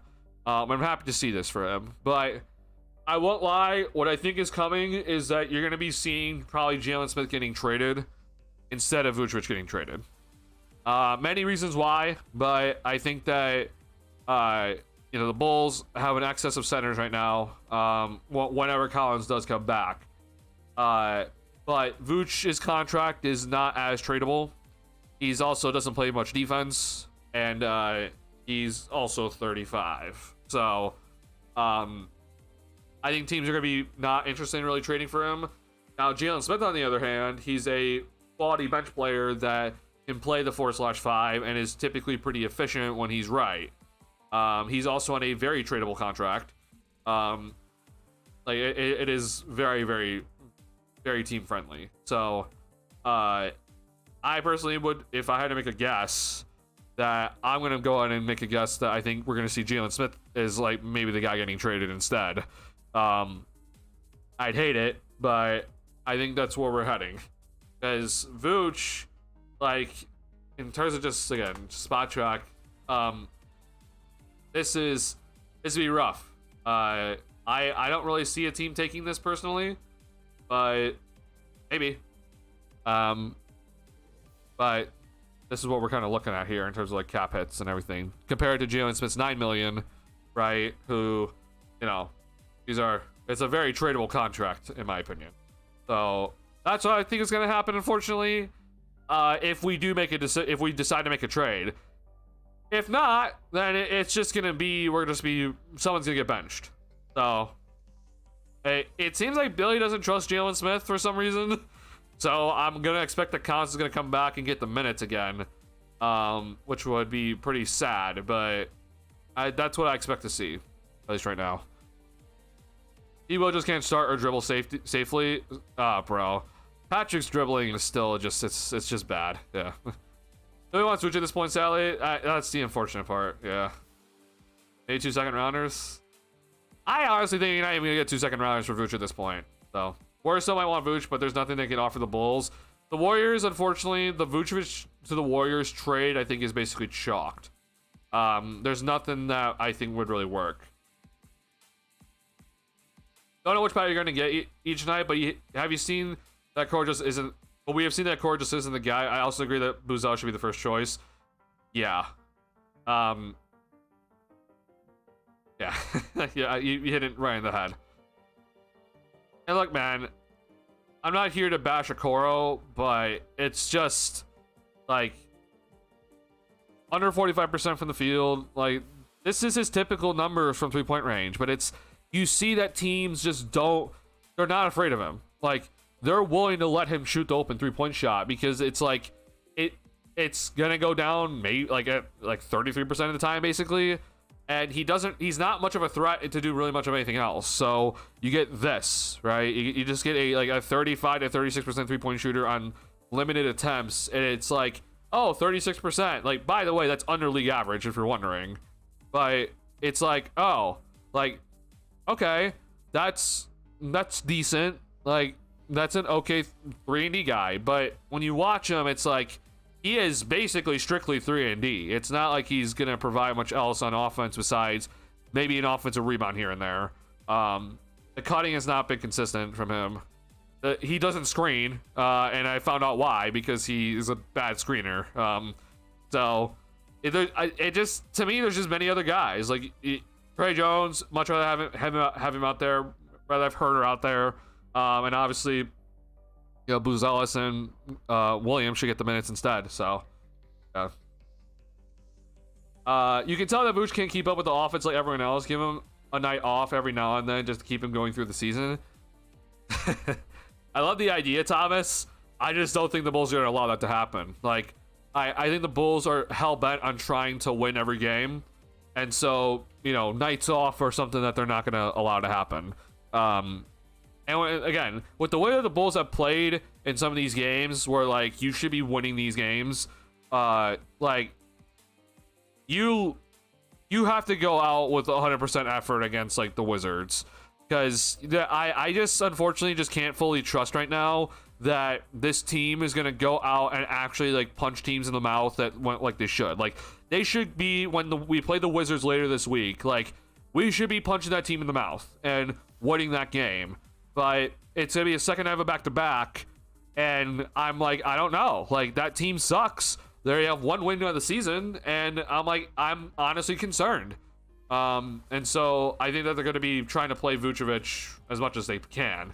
No nights off, pretty much. So, yeah, here, if you're wondering, I'm talking about this game. We're at home at least, so I mean, we've been very good at home, so we should probably win this game at home. But yeah, this Detroit game is going to haunt me, and then like this Utah game is also going to kind of haunt me because it's just like those are winnable games. You should have won both of them. You had you know, a lead in that Utah game, and it's just. Yeah, I don't know. But you somehow went against Denver on a second half of back-to-back. So, if Jalen gets traded and Vooch is still on the team, I'll obviously be livid. I'm telling you, like, that would honestly, it kind of makes sense. I would not be happy about it, but, like, in the reality of the situation, when you have a crunch in, you know, position-wise, like, you have too many centers on the roster. They all need playing time. They're all quality players. Like, the guy on the cheapest contract is probably gonna be the guy to go. Again, I would much rather trade this guy. I would also I would like to trade Collins as well, but good luck trying to convince someone to take either of these contracts. I think Smith's issue isn't even his play. It's stamina fragile to be a consistent starter. So, I do agree that he probably cannot be playing 30 minutes a game, but to me, there's nothing that has shown me that he can't play at least 20 minutes a game, or, you know, 22 to 24 minutes a game. Like, there's just games where he just isn't playing enough minutes. Like, he's only playing 17 minutes, and I'm just like, why? Like, he can play more. But that's my only gripe about it. I do agree, though, that Smith's probably best off the bench. But that's also the reason why that he's most likely to get traded, because someone's going to need bench help at the center position, right? And getting a very efficient center that can shoot three-point shots, like, that's a very valuable thing to go and get right now. So that's why I think that's going to happen. But I don't know. I'm just guessing at this point. I'm happy with how he is, and he deserves good minutes at the moment. Yeah. Phil Core is a player I sometimes forget he's even on the court as he is there. Man, doesn't that remind you of another guy that was drafted in the same draft class in the top 5 overall, and he's just kind of out there floating? Man, I wonder if, you know, somehow those two players ended up on the exact same squad. What would that look like? Like, I don't know. It's just, it's so odd to me, like, how Patrick Williams and Okoro are, like, kind of similar, and it's, like, they're both failures for where they were drafted to, like, what they've become. But I just don't understand why one is getting favoritism of, like, he's getting all, like, more minutes and more trust from the coaching staff, even though he hasn't been here the longest. Like, he's the newest player, and he's just, like, he's getting all the trust in the world somehow. Meanwhile, this guy, you know, Pat, like, I'm not saying he's been playing good, but I would much rather have his three-point shooting out there. I mean, hell, Pat's even averaging 1.2 steals per game when Okoro's averaging 0.5, and that's in, you know, less minutes for Pat. Like, they both shoot about the same percentage from the field.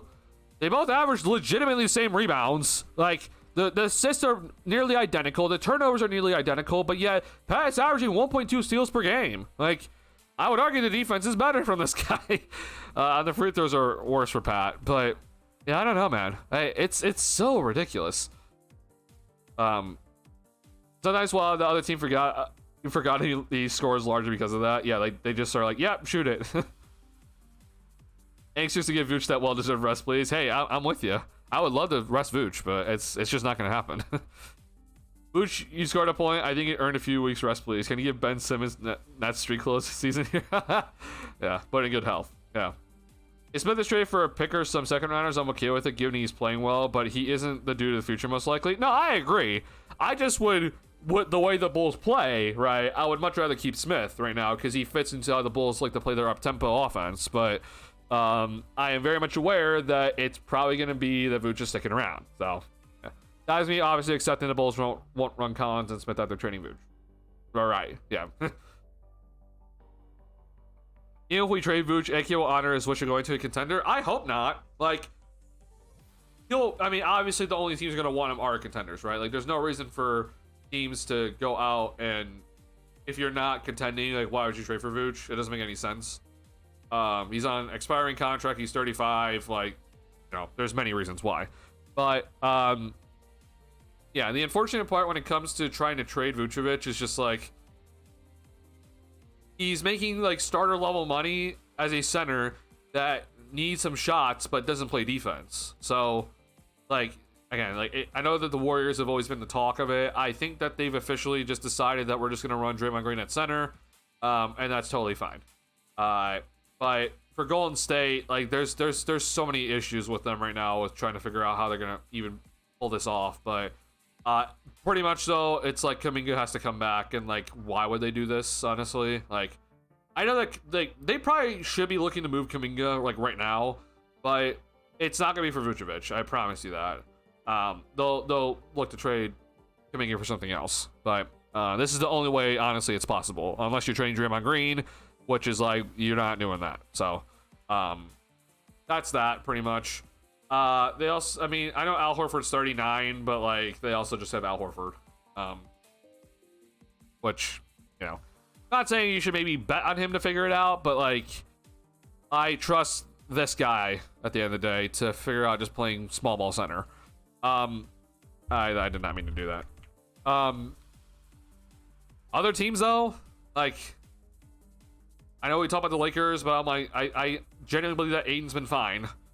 I mean, out west, like the Thunder don't need him. I seriously doubt the Suns are gonna go after him. They have so many centers already. Portland, I mean, I guess Portland's kind of an argument, but they also have so many centers on that roster. I guess with Portland, the only reason why I say that is just because like they traded for Drew Holiday, so like they're willing to go and trade for vets because they want to try to win. But I mean, they have so many centers on that roster already, so there's no reason for them to do it. I mean, the Clippers need help, but not at the center position. Zubac is fine.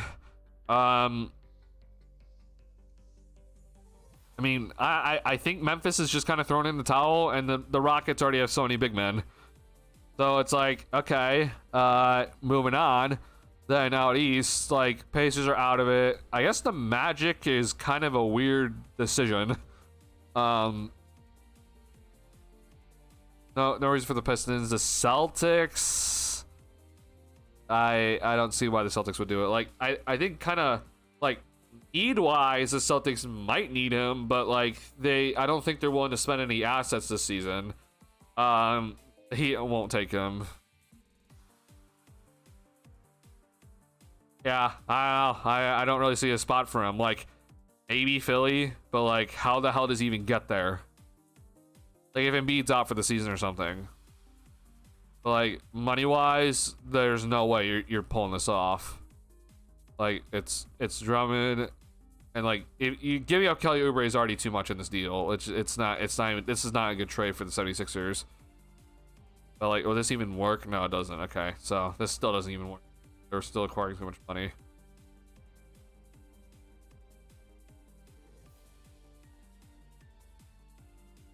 Yeah, pretty much we're stuck with Vooch.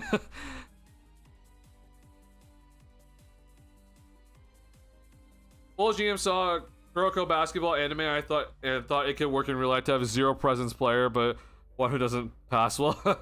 We know who wants Vooch. The Kings, after they trade Sabonis, are like, oh my god, it will genuinely be the Sacramento Bulls. The Kings are such a terrible organization, bro. Kings love taking old Bulls players. Yep. I think the match is the only team that could take Vooch with use. Yeah, honestly, yeah. Versus the one being injury prone, they have Kornet and Kelly Olynyk. They're fine.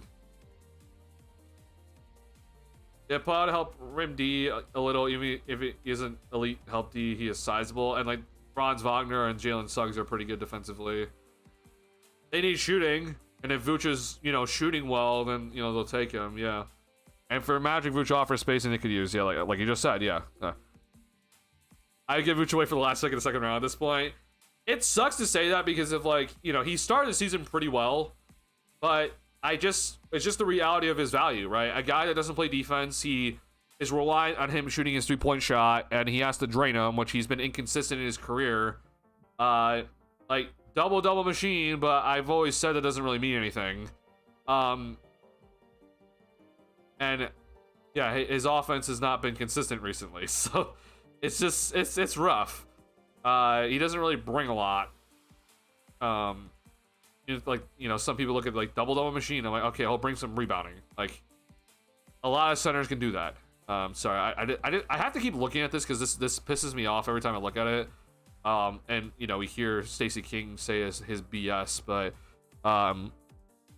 if you're wondering, and this is updated after today, Nikola Vucevic, or maybe it's not updated. Sorry, it's not updated after today, but Nikola Vucevic heading into today, Stacey King continues to talk about, oh yeah, we gotta get Vuce down low in the post. I'm like, yeah, no, we don't.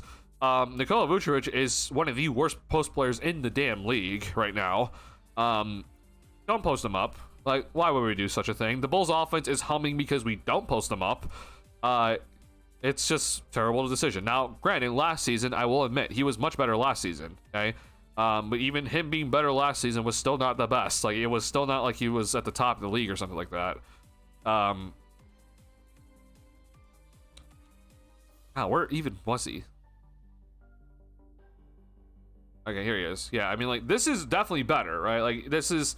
1.03 is better.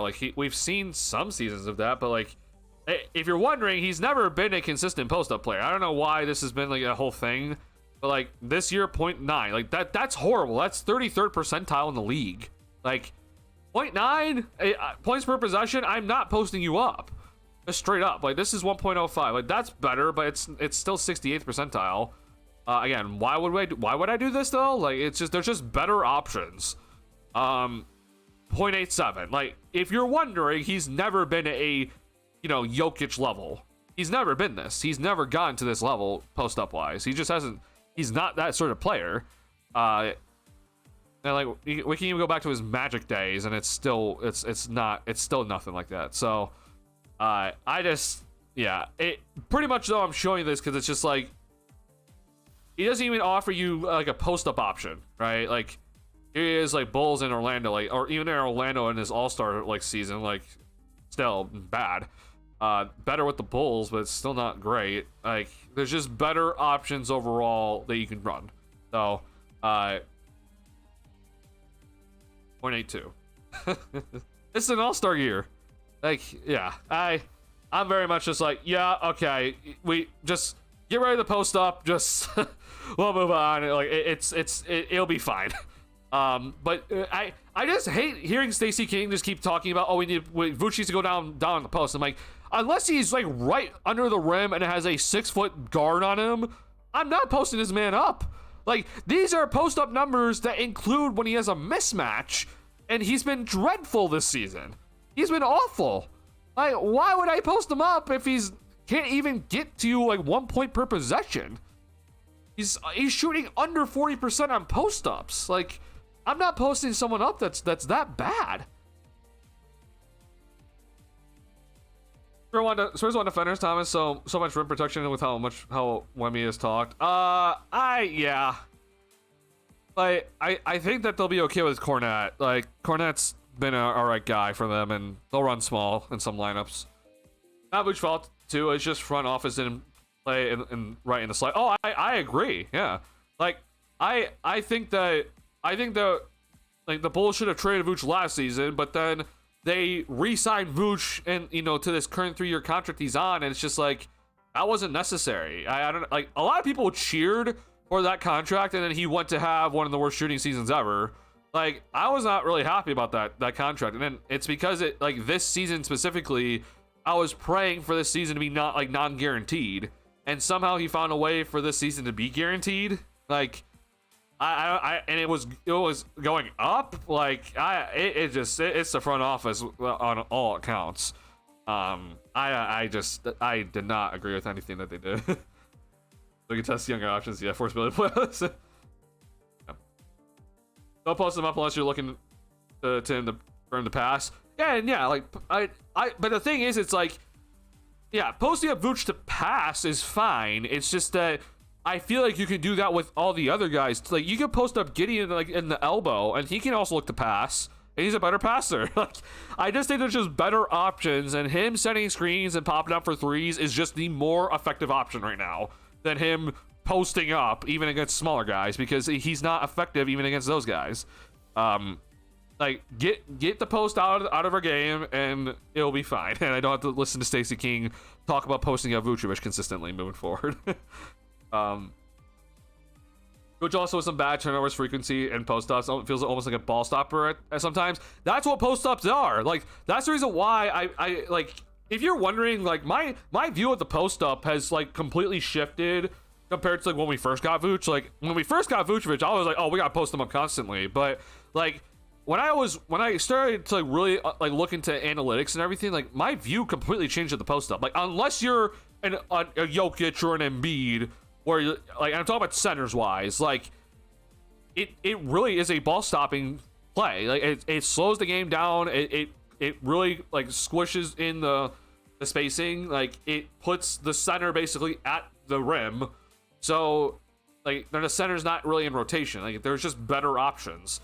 Now, posting up a perimeter player, right, like, that to me is a different story. Like, I think, you know, for example, like when Kawhi Leonard's right, like, posting up Kawhi Leonard's different. Like, I think that puts a lot more pressure on the defense because you have a smaller player guarding the paint, and you're forcing then the big man, you know, defenders moving around. But yeah, I do agree that it's just like, post ups have to come at the proper times. Like, obviously, if it's Jokic, like, he's the offense. But yeah, we gotta limit this is the post ups when possible. Like Luka Doncic posting up, like, that's a different story. Like, that's different. He's a guard, and it puts a lot of pressure on the defense because he's, you know, basically 2 steps away from the paint as a guard, being guarded by a guard, not a center, right? But yeah, I'm very much against posting up any centers right now, unless your name is Nikola Jokic, and obviously Embiid when he's MVP caliber. Other than that, I'm just like, yeah, I'm good. Like, unless you have a mismatch, I wouldn't go do it personally. Yeah, Stacey King's obsessed with big players and post ups. It pisses me off so much. Yeah. I mean, I haven't seen 1 second of Noah. It's ridiculous. We don't have elite talent in the front court pretty much anywhere, but somehow he can't touch the floor a second. Yeah, we gotta play Isaac Okoro 30 minutes a game though. Just give Stacey a big lineup and he would be happy. Oh, bro, if Stacey King got to watch the Houston Rockets every single day, he would be the happiest man on earth.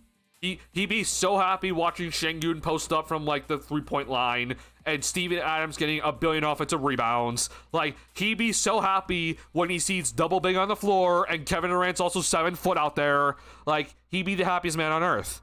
But sorry, we're not the Houston Rockets. We can't play that way. It's just like, we're good. We don't need to post up. We're fine.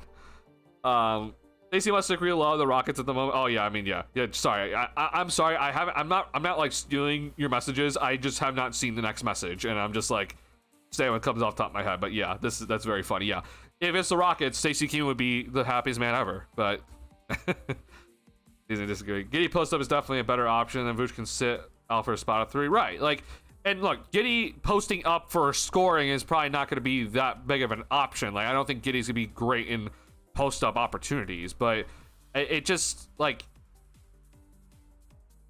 there's just, you know, if we're looking to pass out of the post, then post up Giddey. A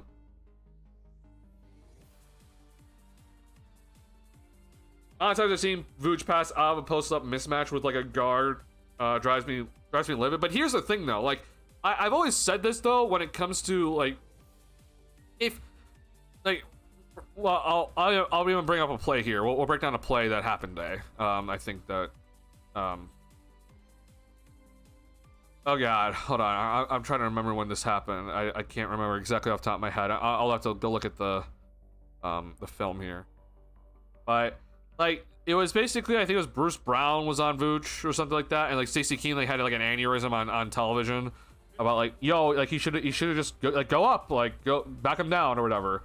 Let me see if I can find it like really quickly.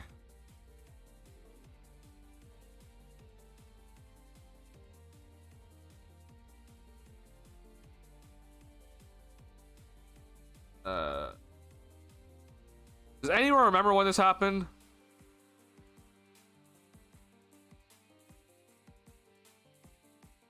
It's beginning of the third quarter, right? Or fourth quarter, excuse me. That's something. I'm out. Oh, okay. Okay. Okay.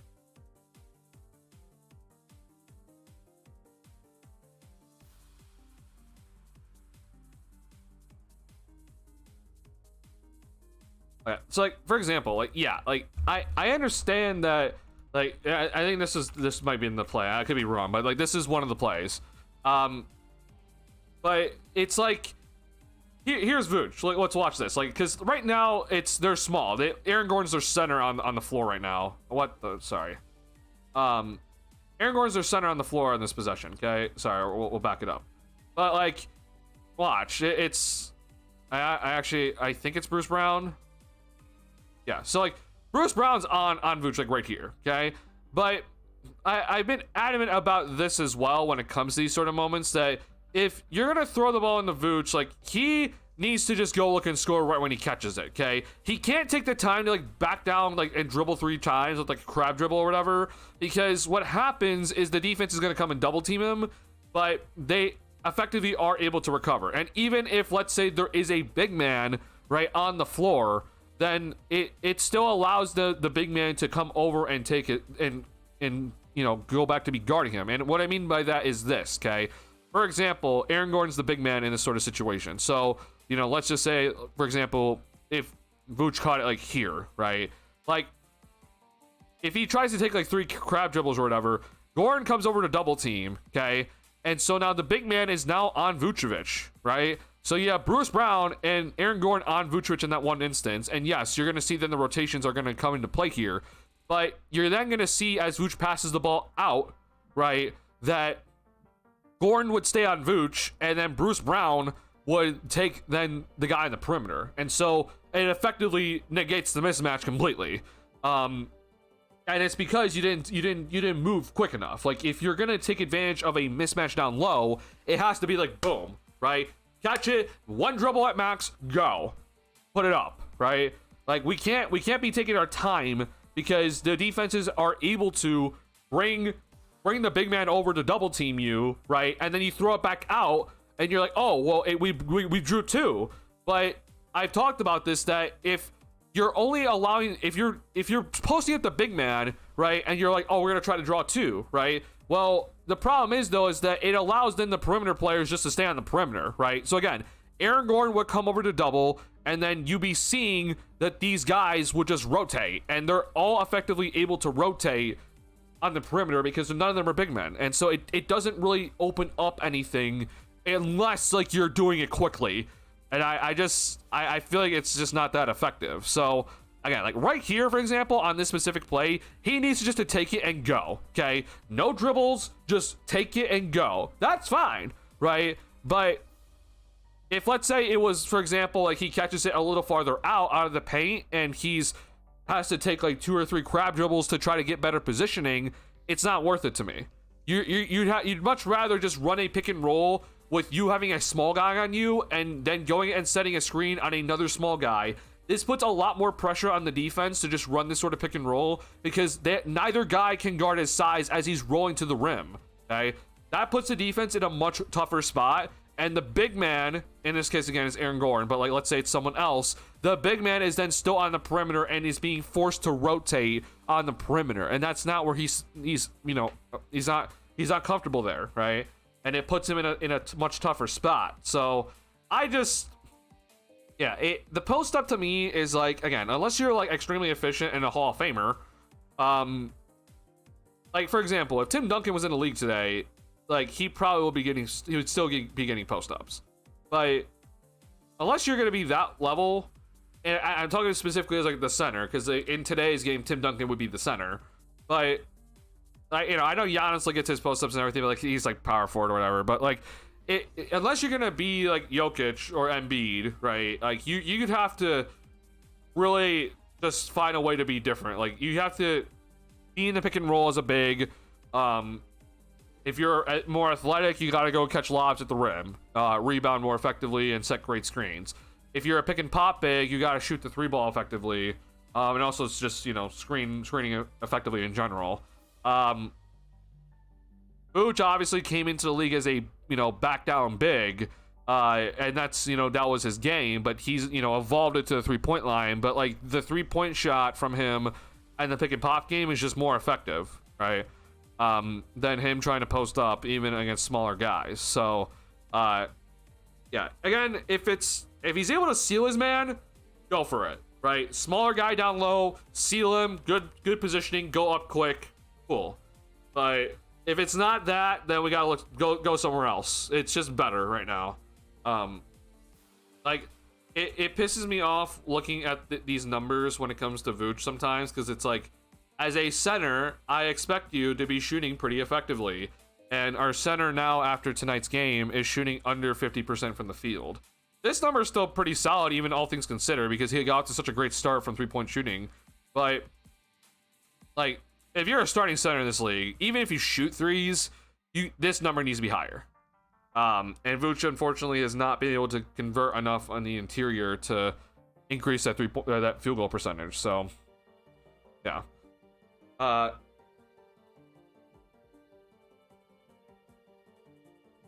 one will get any minutes this season. Again, if that is the case, I just don't understand why he's not with the Windy City. Yeah. We haven't seen the match, and I think the same, yeah. This shit right here, yeah. So, I know that, like, Stacey King had a legit aneurysm on this exact play that I just showed you guys. Like, he legit was going insane. Like, I'll even play the audio for you guys if you want to hear it. But, like, it's just so funny to me how, like, he's so, like, oh my god, like, this was the moment, like.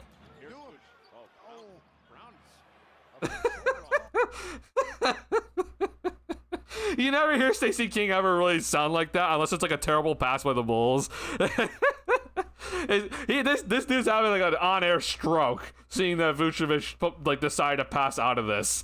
Here, I'll even raise the volume if you didn't hear it. It's just oh my god. Break. Stop and start Carter. Here's Vooch. Brown's a foot shorter off. He didn't go in on him. They got the matchup they wanted that time.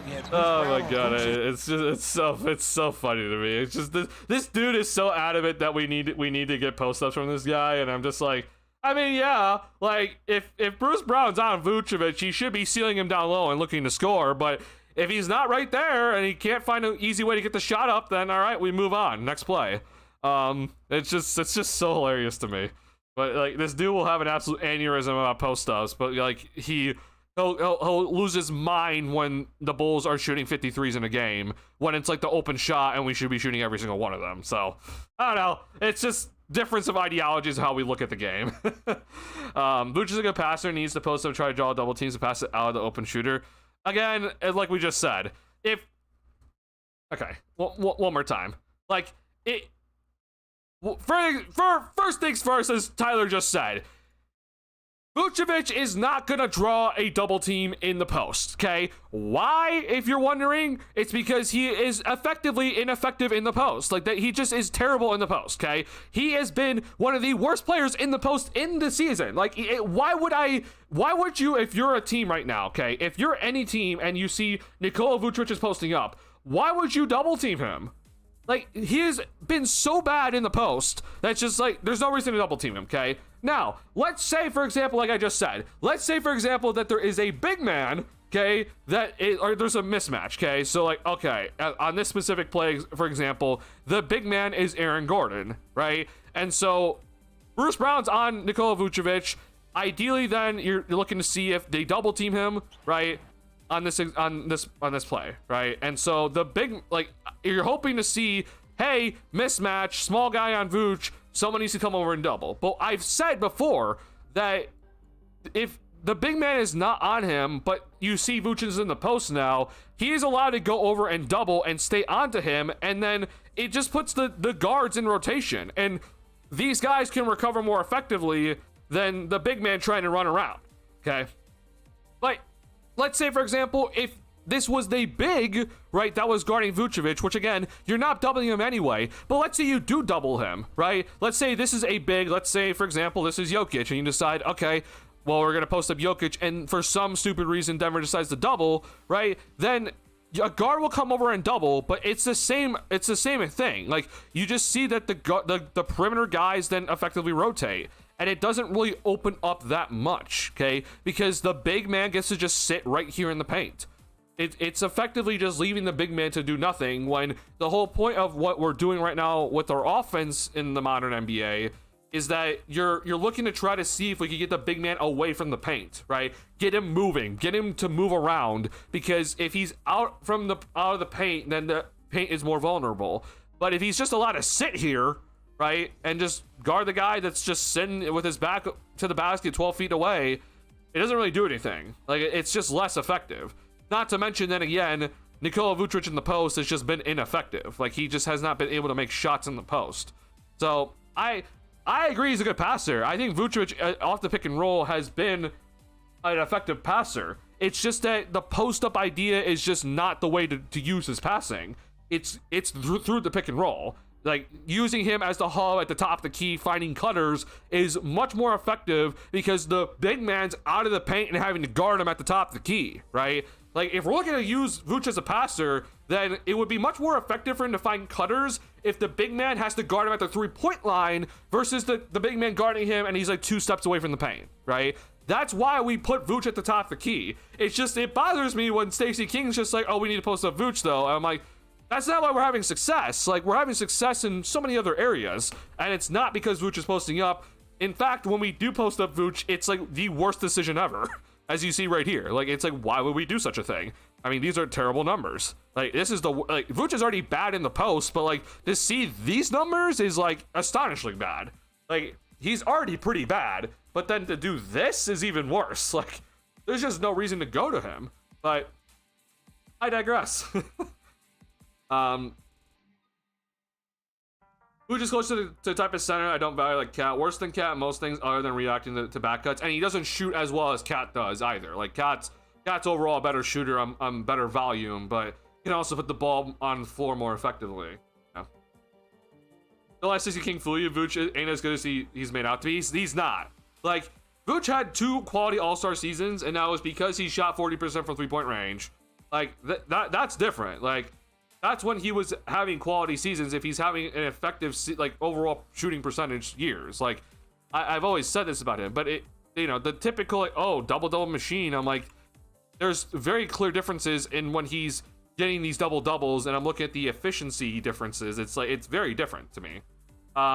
Like, these all-star seasons for Vucevic, right? Like, I mean, above 50% from the field, right? They're not the best overall shooting numbers from three-point range, but, you know, it's okay. This season, though, it was not above 50% from the field, but it was 40% from three-point range, okay? He also is a career high in points per game at nearly 24, which is very, very good.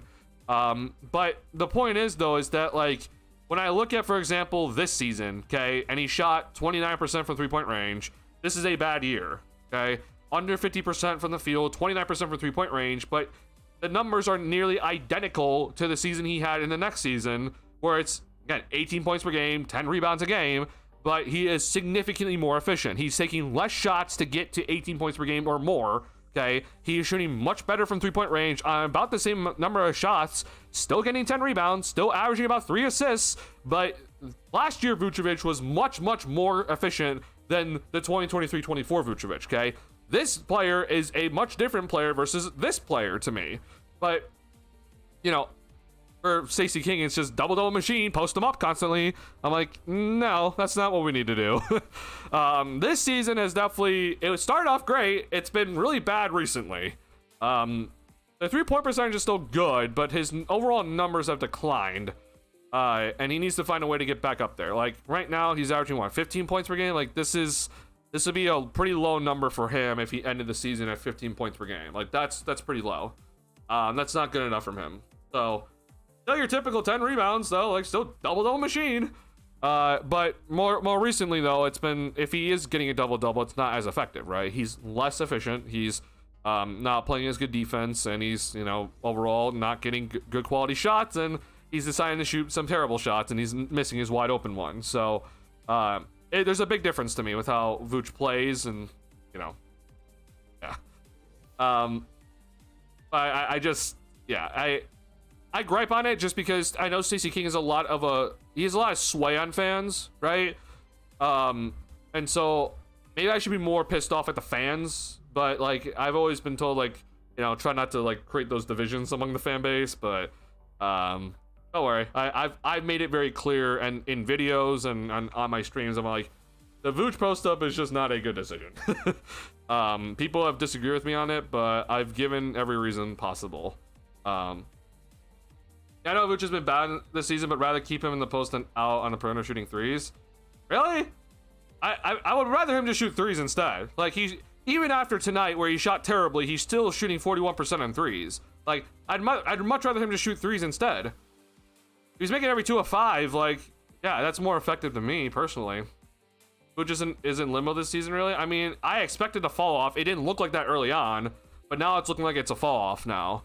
But I don't know. We will see. Well, I said that at least gives some rim protection a main attribute at the moment. I mean, yeah, we all want rim protection. We don't have it. Yeah, it's just it's not gonna come from Vucevic, unfortunately. Yeah. For there, any rim running or threes or dunks are lovely, but after the rim protection, I feel embodies the rule. Yeah. So to me, no matter what with the center, it's like I need rim protection is like priority number 1. Screening is important. Like that's another category for me, and then rebounding. Like I don't need you to rebound like the best, but I need you to effectively box out and get a decent chunk of rebounds. Like I can be okay if they rebound just a little bit worse than like how Vucevic rebounds overall, but I need them to get some rebounds. Other than that, then like, you know, we'll figure out whatever is on top, right? If you can shoot a mid range shot, if you can pick and pop, like that's just icing on the cake. But yeah, those are the 3 things I need for sure. Stacey King is a great player, and I take his advice seriously. Yeah, I think it's more so that a lot of people think that Stacey King is really in tune with this team. And look, he's around these guys much more than I'll ever be in my lifetime, okay? He gets to watch the practices. He gets to watch, you know, these guys and talk to these guys in person. Like, he's around these guys much more often than I will ever be. But when it comes to understanding how this game is played today, I feel like he has not caught up still, and it really bothers me because like I think he has a lot of sway with the fan base, and then you get people that are big content creators that repeat what he says, and then that gets then thrown out into the fan base because people listen to those content creators, and it, you know, we have all of a sudden like, you know, opinions being thrown out there that I'm just like, yo, the numbers say the complete opposite. But yeah, that's me being like pretty, like I won't lie, that's me being really annoying. But it's also just like I want to, I guess it's just kind of in my my nature, or a sense of just like I want to inform the Bulls fan base and like kind of help them kind of catch up to speed in a sense. But I'm also just aware that some people just, they look at basketball a certain way and they're never going to change. So you know, I'm not here to try to you know, be like you're always wrong. I'm just trying to say like, hey, here's some information, okay? Which again, if you're ever wondering what analytics are, which this is not even analytics, this is just straight up numbers. But like analytics is just another word for information. Like I think that people just, they hear analytics and they're just like, oh god, I never want to look at that. But I'm like, analytics are just another word for information. And I personally value them a lot. I value analytics, but I'm also of a sense that like people are just they get it of like, oh god, like, oh, analytics, no, keep that away from me. I'm never gonna look at it. But you know, that's their things to deal with at the end of the day. But if you're not a person that uses analytics, then that's totally fine. However, when you say something and the numbers say the complete opposite, then I'm like, I need to bring this up to you. So when they say that posting of Vucevic is an effective option, I'm just like, no, it's not. Here's the numbers. Everything says that it's not effective. Therefore, we should not be posting up Vucevic. In fact, the Bulls don't really even post them up. Like, that's why we're having success. Like, it's just astounding when I'm just hearing that, oh no, posting up Vucevic is great. Like, no, it's not. It's being annoying. I'm aware of it. I'm very much just like, bro, like, a lot of you are like, Duncan, like, what are you doing? But I think it's just because it's like, I want to talk basketball with people, but when I get in these conversations where people are saying things that are just the complete opposite of the numbers, I'm like, yo, like, I don't know what to tell you, because like, you're passionate, like, you're very passionate about the game. Like, I could tell that you watch the games, but you're just like, the way that you receive all the info from the games is just in a very weird lens that I can never understand, honestly. So never get the MJ and Stacey King combined for 70 points. Yeah. Yeah.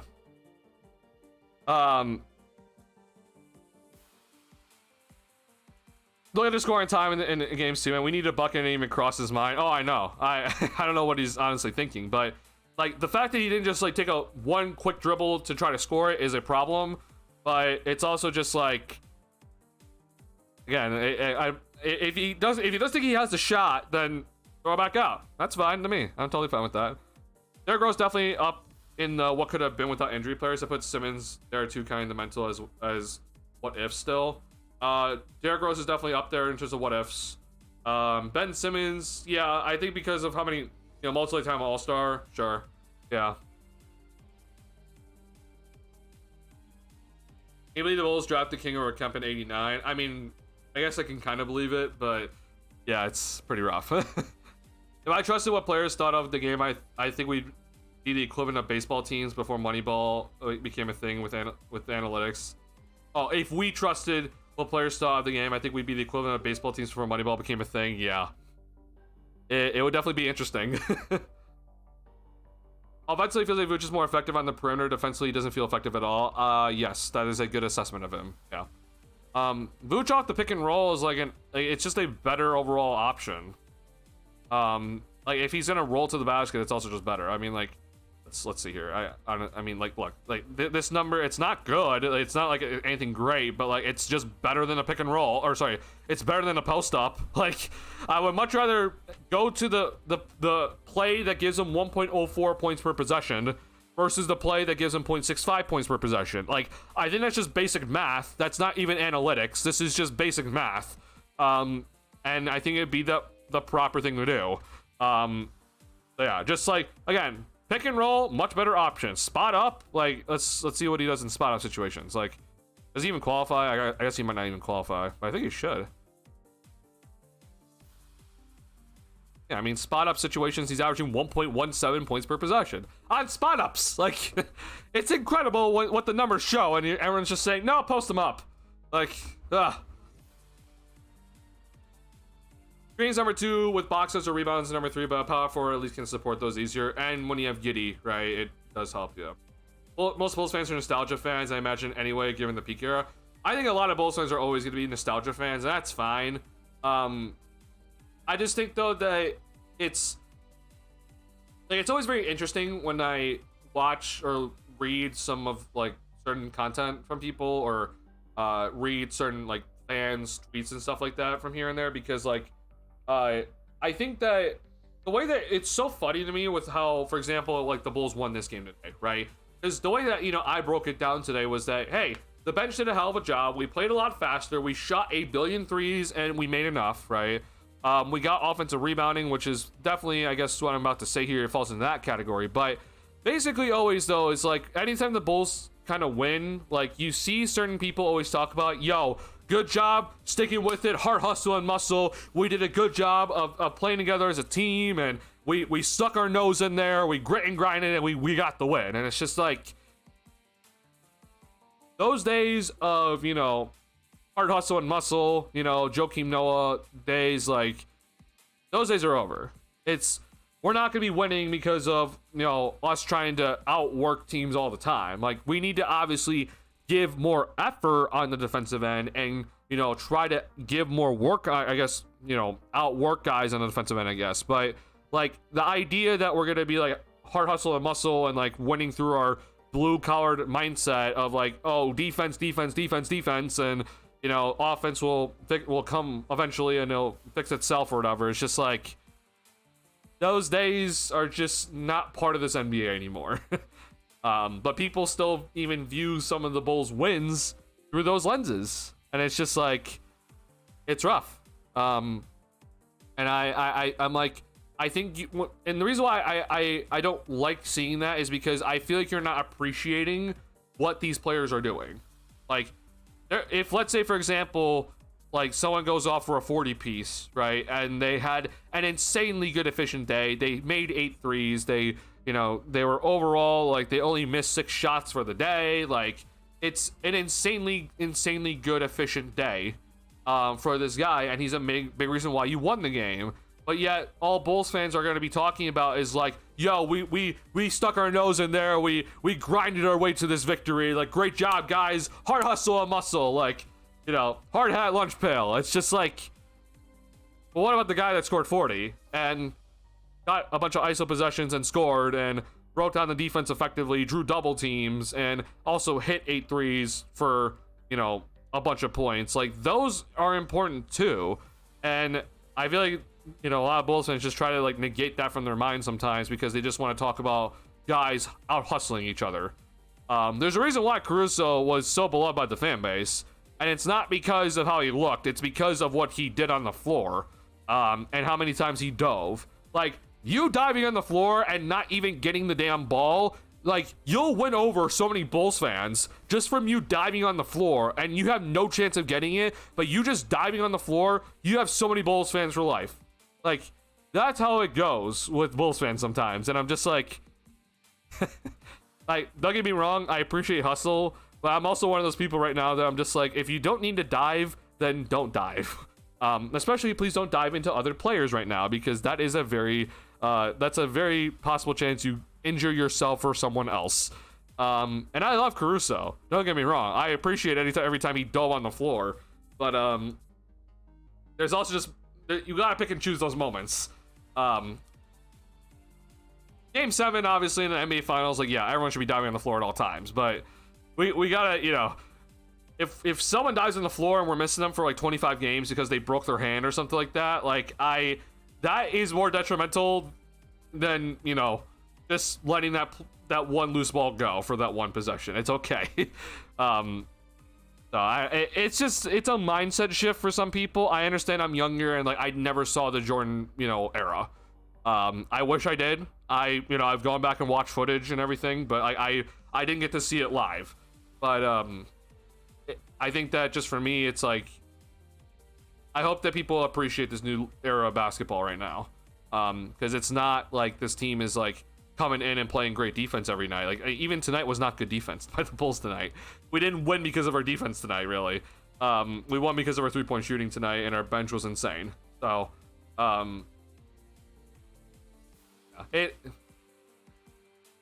it's definitely a very big just change, or like a showing of differences in generations, and that's okay. Also, people in chat, please hear me. For both sports and real life, do real research and things. Don't listen to others' takes or opinions, and don't just look for info to confirm your opinion. I mean, yeah, like, there's so much info on NBA.com alone that, like, I've written all my articles just from strictly, I think, only NBA.com this season. And there's a lot. Like, there's a lot of stuff that you can go and look at with this website. It's great. I have other websites as well. Like, if you like PBB stats, if you're wondering, like, I like this website a lot as well. Like, this is also very good info.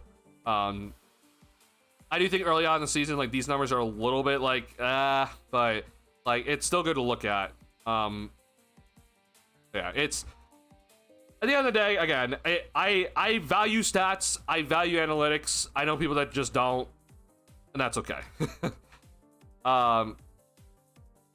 Was this mentioned because you always have him come up when you go to stats briefly? Oh, yeah, my every time I go to Basketball Reference, it just goes to Rose because I've been on this I've been on his basketball reference so many times. It's insane.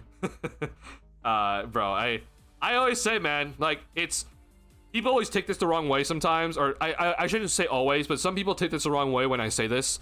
Like, I don't think we saw Rose's peak. Like, I genuinely believe that if Rose was able to stay healthy and we got to see him play, like, you know, these years, not with these injuries, like, he would have been better than his, like, MVP year.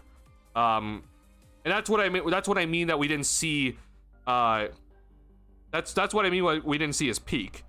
But you know, some people for some reason take it as like, what do you mean we saw MVP Rose? I'm like, but I'm saying that, like, that was when he was 22. Like, imagine if he was healthy and we got to see him at like 25. Like, you know, I think we would have seen something pretty cool. But yeah, we just didn't get to see it, unfortunately. You guys choose between Julian Phillips and Dalen Terry so far, who is higher in the rotation, who would you keep?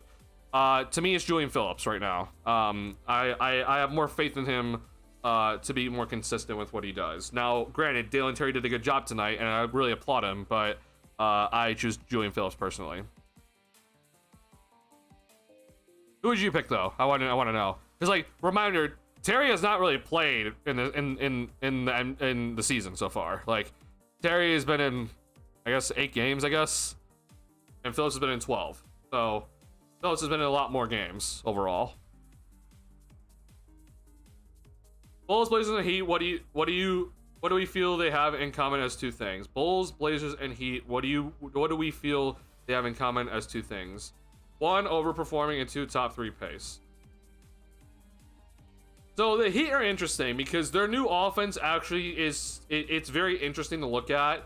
I don't think they're going to keep up that level of pace with their offense, but it definitely has improved. And again, without Tyler Hero, you know, Bam's also missed games, so it's been honestly pretty impressive what they've done. Norman Powell's been great. I do believe the Blazers have overperformed.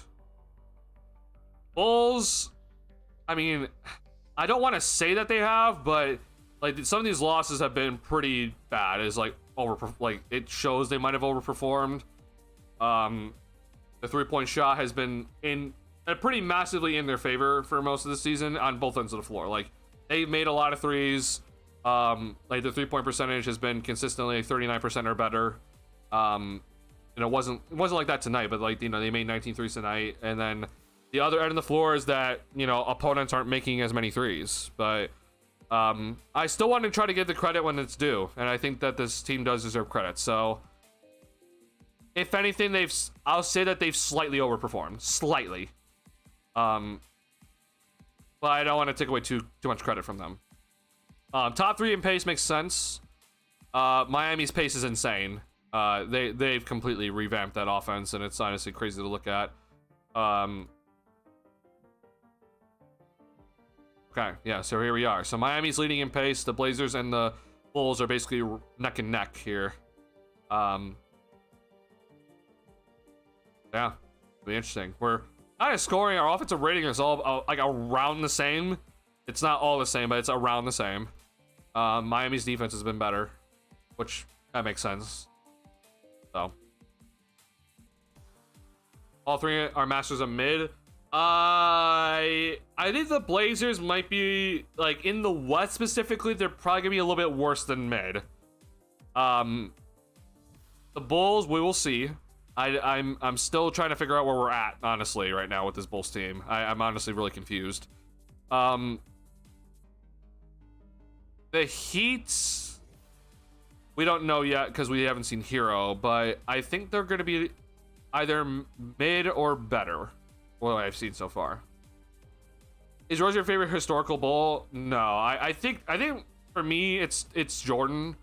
It's just from what, like, I mean, the raw numbers and just the footage I've seen and everything like that. Like, in terms of who I've watched play, like, I think, I mean, people are gonna hate me for this, but like, I really like Jimmy Butler when he was here. I know a lot of people hated Jimmy Butler, but like, in terms of who I've watched play, like, Jimmy Butler is like one of the guys that I eternally just love watching him play for the Bulls.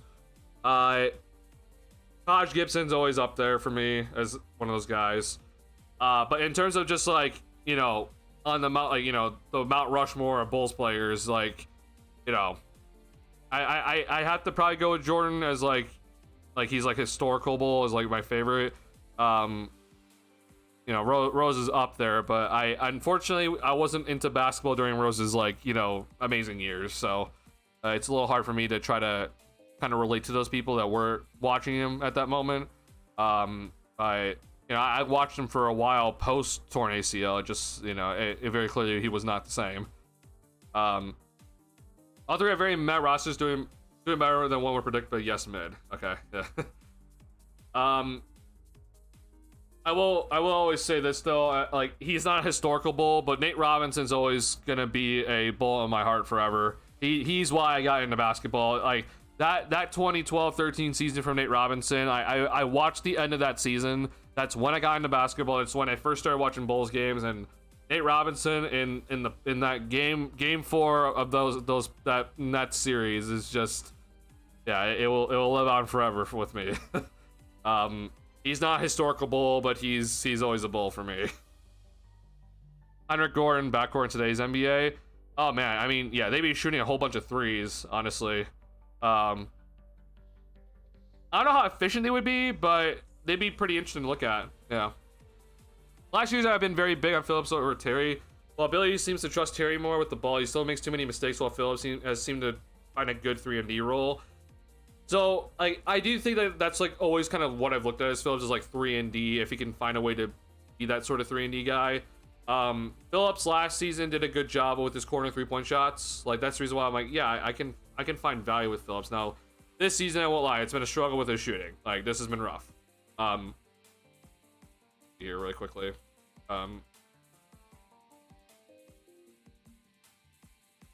Yeah, okay, like even like the corner threes are not going down this season. Like last season, for example, like the corner threes went down. Like it really should be getting better. Like he should find his way back to average. But he's gotta get the playing time, right? And like he had a really good game against Utah. Yeah, I'm hoping for better from him, but like if you want to know, like this was Julian Phillips's corner percentage, okay? It's like basically 40%. But then above the break threes, he shot 18%. So like it's genuinely insane how bad he shot from above the break. It's just it's ridiculous. But yeah, corner threes, he's usually pretty solid, and like his overall numbers are like pretty solid as well. But yeah, I unfortunately it's not been consistent minutes for him. So yeah.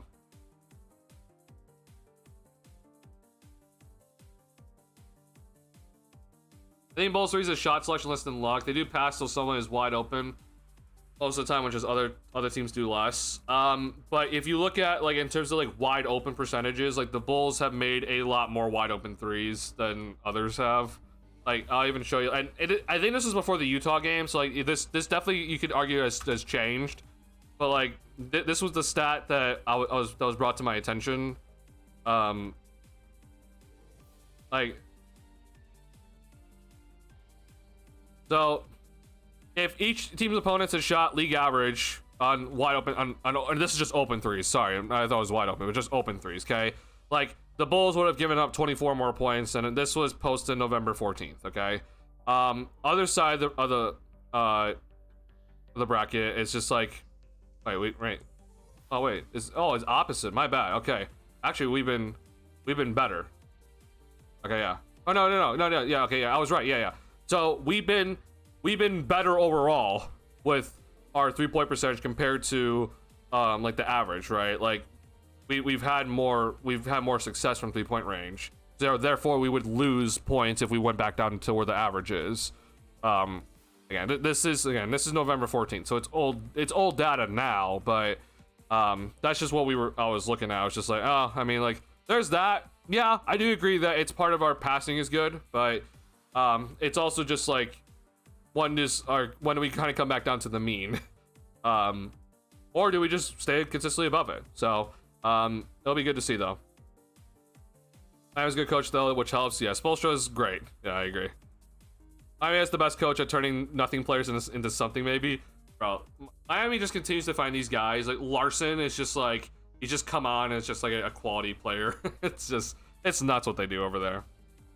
I don't know about the best coach for stars. I will agree with this, that Eric Spoelstra might not be the best coach for stars, but in terms of game planning and getting the most out of guys that are like coming in as like nobodies, like he'll get the most out of those guys. So I think Jimmy's awesome. Yeah, I mean, I know a lot of people did not like Jimmy. I love Jimmy though. And you know, I guess he's not really a historical Bull in a sense, but he is a 3-time All-Star with the Bulls. So I think that deserves a lot of praise. Like, players who are not amazing, plenty as well. It doesn't have the best player. Yeah. Jordan was pretty solid, yeah. Like Max, I like, even if I hate 76ers because of how finally happy he is, always same with Jay Will. I mean, Maxey is just a pleasure to watch. Like, that dude is just like, I want to watch Maxey play basketball. He's just so much fun to watch. Not to mention, like, yeah, he's obviously like having fun out there, but like his game is just like, when he's on, it's just a great time just to watch his game. Yeah. Sometimes the most fun player to watch is the underdog or the rising one, even better. Yeah. Like Taj Gibson, like the reason why, like, I wish we could add rookie Taj Gibson. Like, I didn't see rookie Taj Gibson. Like, I wasn't around for 2009 Bulls, but Taj Gibson the year in 2013-14 when, you know, Rose was out for most of the season. We'll talk about this year. Like, Rose just got back, but he missed most. But that year when Taj like turned into, like, he should have been 6 man that year. Like, watching Taj that season was like awesome. Like, you know, he probably should have won 6 man. He just didn't, unfortunately. But like it was insane watching his transformation from going from, like, he's not much of a scorer, he's mostly just a defensive guy, to then he played in all 82 games and he's like, you know, closing games consistently because his overall offensive game in the post, from the mid-range, like, it was just so much more effective. Yeah, I'll forever love Taj, just watching him in Chicago like transform his game. And you know, being from just like a all right, like, you know, good defender to like meh on offense, so then suddenly like he's a pretty like effective player on offense at the time. Like, it was pretty cool to watch. Yeah, I was very sad when we traded him. I didn't really like that trade at all when it happened. But for many reasons, but you know, campaign didn't really turn anything, right? Phillips will cut also get offensive rebounds and putbacks. I love Phillips' cutting so far this season. It's been really solid. He needs to do more of it and get more offensive rebounds for sure. Yeah. Sorry, shot selection is why so high, not luck. I think that's a good argument. Yeah. I am just aware though that like there could be just randomly a time the Bulls just like, they might get a bunch of wide open looks and it won't go down. So we might hit that rough patch at some point. Oh, Phil's willingness to get offensive rebounds and putbacks. He almost had a nasty one tonight, but was blocked by the rim. Yeah, bro. God, the rim absolutely. That was a spine tingler moment for Phillips. I felt bad, but yeah, I do appreciate him fighting for those offensive rebounds and him running in transition. Yeah, that was definitely a spine tingler for Phillips at the moment. I mentioned him lots, but he is such a weird player that also has lots in common with Bull stuff in the moment. But Simmons passes the wide open 3. That's his crazy high even during his Nets period. I mean, I can understand why you appreciate Simmons for sure. I don't know. Ben, like, you know, I appreciate his All-Star days, but I guess it just wasn't like, I didn't really enjoy watching him compared to others, I guess, for some reason. Even when he was like playing All-Star level. I liked his defense a lot.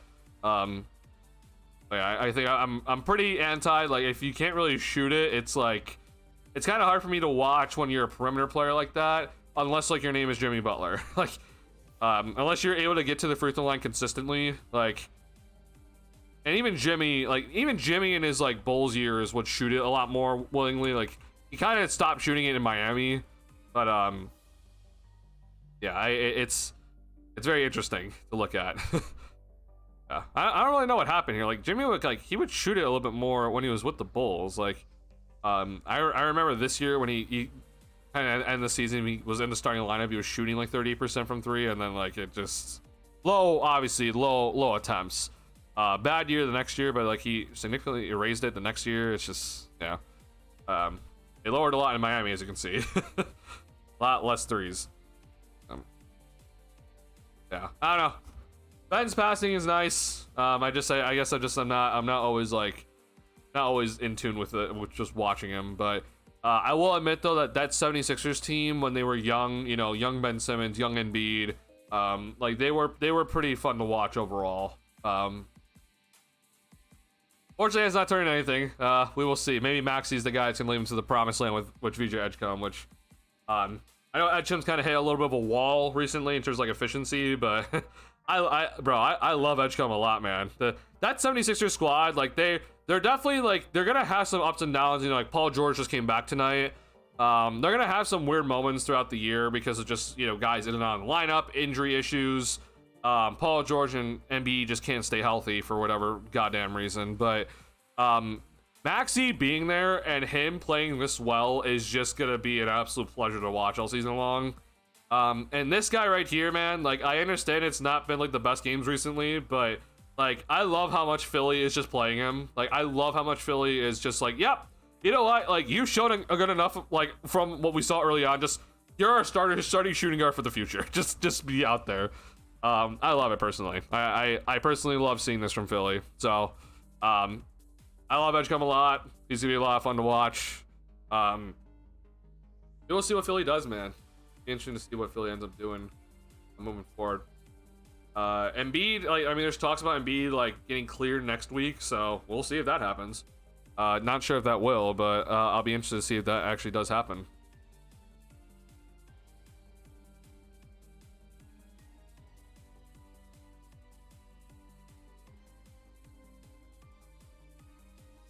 Jimmy's overall, I don't know where, but at least top 10% of favorite NBA players for me for sure. He is a great player and funny. Like Jimmy is such an interesting player to me. Like first and foremost, like I think he does not get enough credit for how consistent he is, and how he's been like he's really adapted to being a very good playmaker.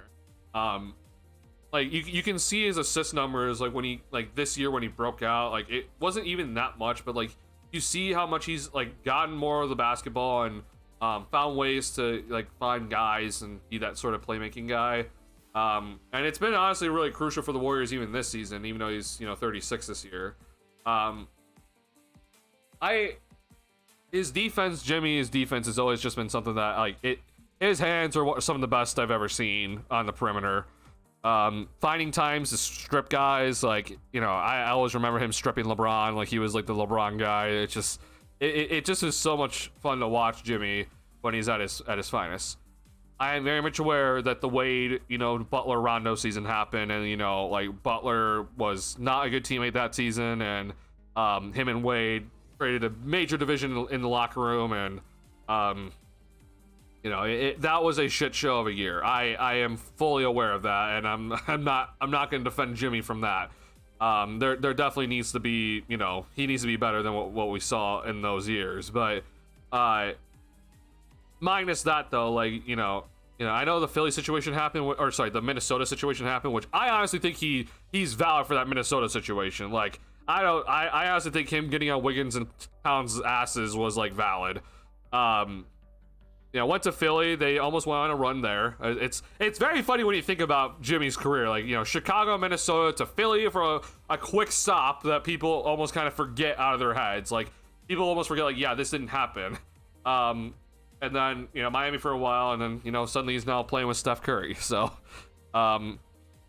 he's made it to 2 finals. Like, that's something that I will always just be like, yo, man, like this dude has made it to 2 finals and carrying a Miami team through the playoffs that I thought had no chance, and he did well. So I always appreciate Jimmy. I know Bulls fans are not, you know, they're not the happiest with him, but I always will appreciate him. I think Ben wasn't as fun to watch, but was to me the highest ceiling player after a few years. If he was drafted elsewhere and he's your fan base, maybe, yeah. Like if Ben really truly got that jump shot, or even just a free throw, bro. If he just got a free throw, like, yeah, like we're that potential's there for sure. It just I think that like not having a even like okay free throw was like it really puts a cap on you to me, and that's why I was just like I don't really have faith that he's gonna find a way to figure it out. But Yeah, I don't know. That might be just my bias coming in of like, lack of free throw from a perimeter guy. Like, I don't feel good about you. And Simmons could have been Giannis with elite passing, which is absolute all-time level. Like, it probably wouldn't have been Giannis's level of scoring in the interior, but it would have been like similar. Yeah, I could see it. I do enjoy passing yards to watch as well as a lot of rebounders and defenders. Super sassy watching a good defensive play to a hot pass. I can agree with that. Yeah. Every guy in secret hope we have a big enough lead in the fourth that the benches get cleared, because I'm hoping Noah can show off that he can help in some ways.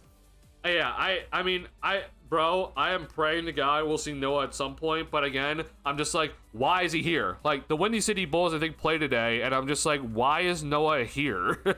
Like, shouldn't he just be, or maybe it was Sunday, but it's just like, why, if he's not gonna play here, then just play him in the G League, for God's sake. I don't know what the Bulls are doing still with him, but yeah.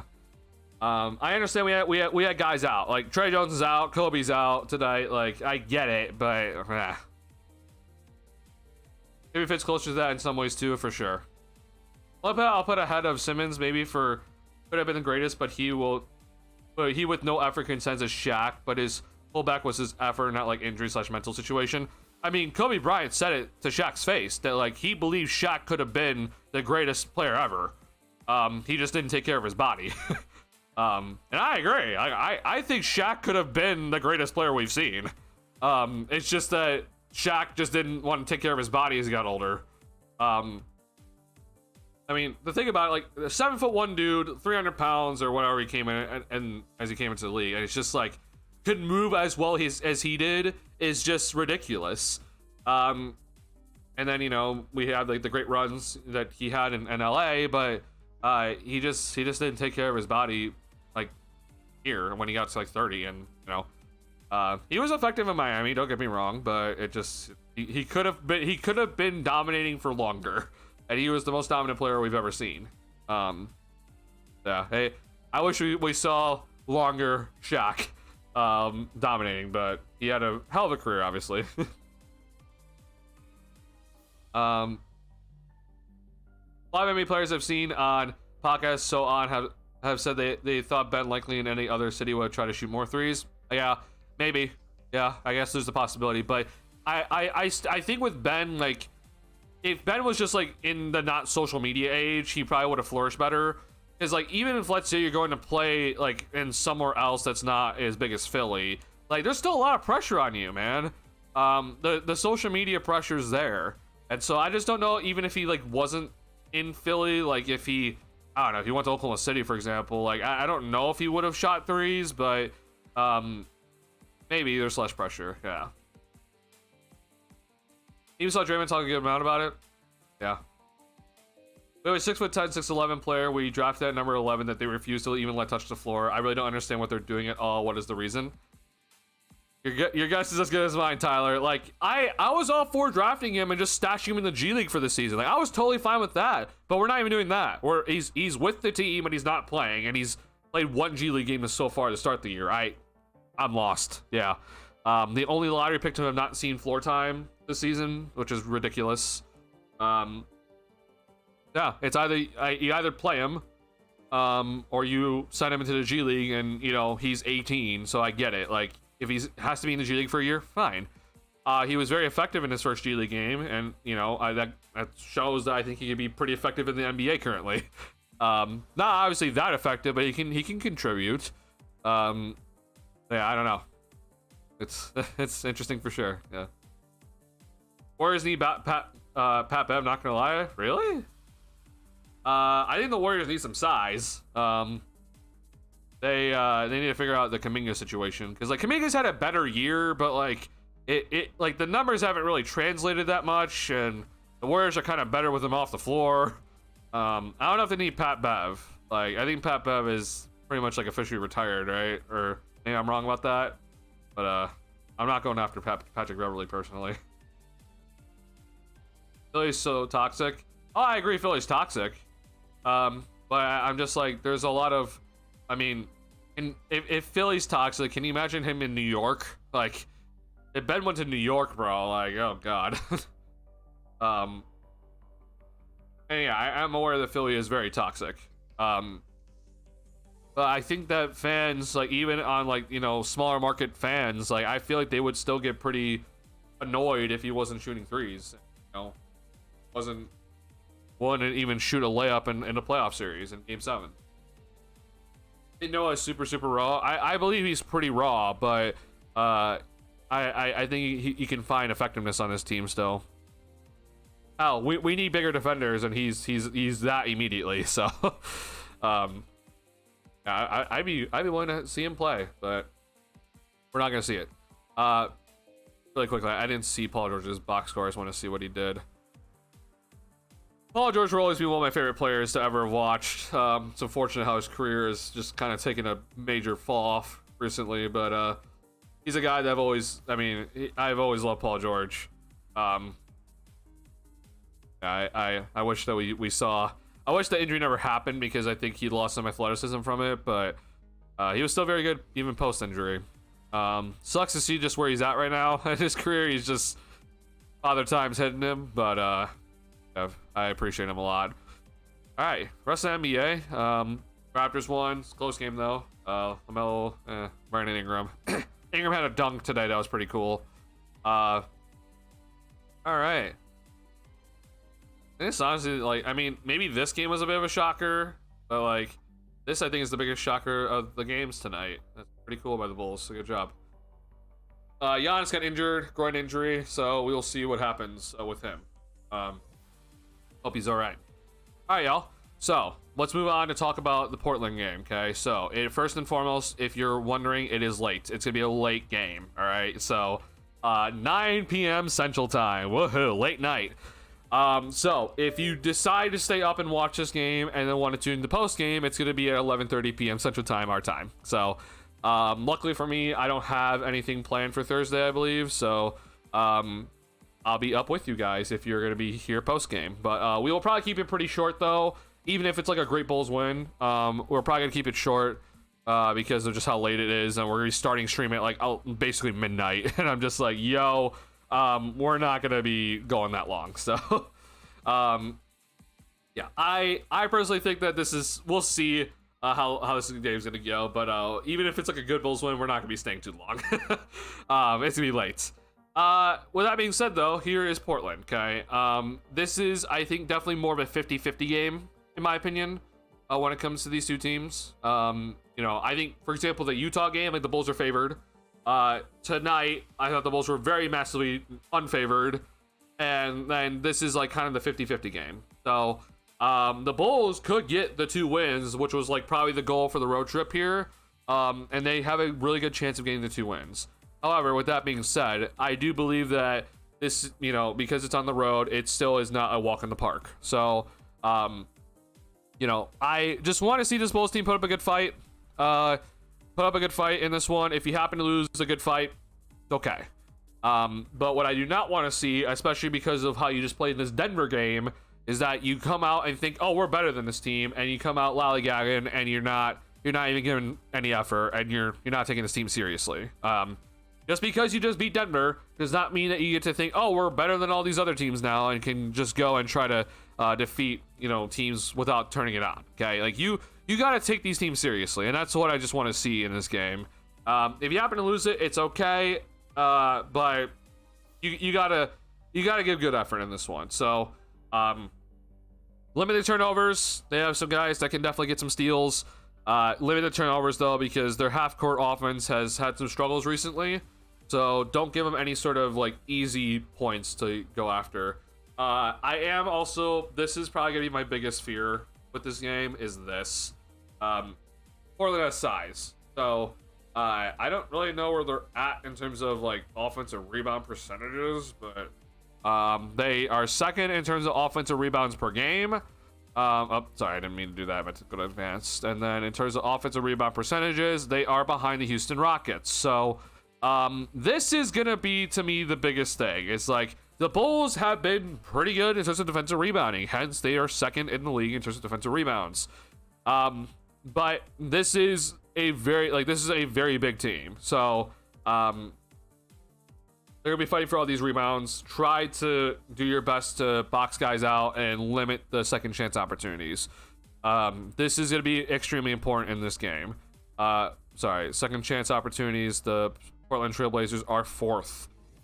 They're also, let's see here, they are top 11 in terms of fast break points per game, and they are also pretty high up here in terms of points in the paint. So gonna be a lot in the interior, a lot of fighting in the paint, and so we got to be careful in terms of making sure that we do not allow this team just to kill us on the boards and get so many second chance opportunities.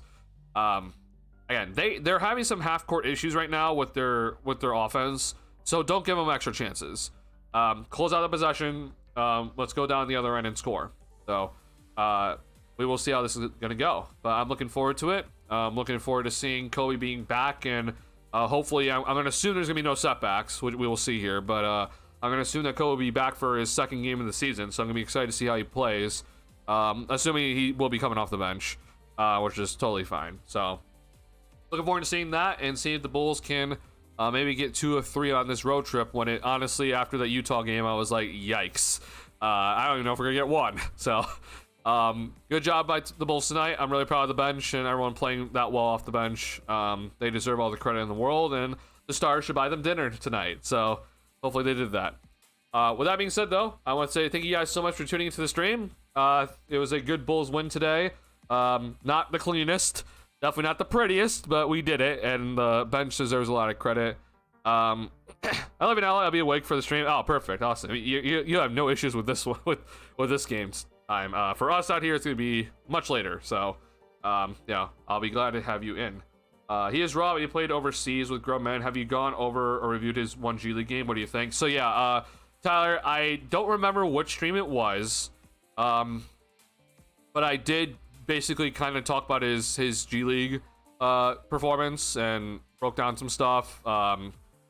You're not on my Discord, but I also sent like a lengthy scouting report in my Discord that is like way too long for like that. It's so much longer than it needs to be. It's honestly very. It shows how much like how much I'm locked in when it comes to the NBA. That I'll watch a G League, because I have ESPN Plus, which is how you watch the G League, and so I will watch an entire G League game just because Noah Senge is playing in it. Or I guess I didn't watch the entire game, but like I watched most of it. But yeah, I went through it. I don't remember which stream it was, but it's not the previous stream, but the one before that. So check it out if you want to hear my thoughts on what Asenge did, and there's some good stuff. So can you send me your breakdown? Yeah, Twitter or something. I can send you like a screenshot of like. Actually, hold on. Let me see if I can just do this here.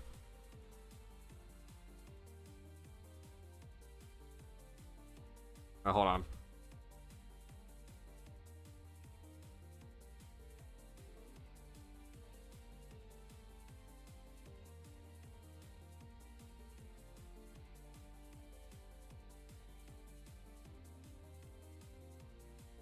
Oh, pretty tool here? Okay, yeah. Wait a minute.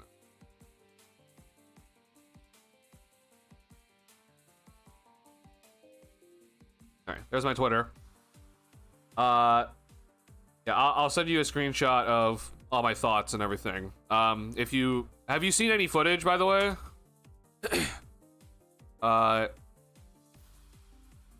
If you want to see, this is just the first half and like 10 seconds of like the second half, but which was most of his scoring. So that's totally fine. But I thought Casey Johnson tweeted it, but I guess he didn't. Oh, he did. Okay, yeah. It was Chicago Sports Network actually. Okay, so you watched the game. Okay, yeah. So you watched the highlights then. But yeah, here's just Chicago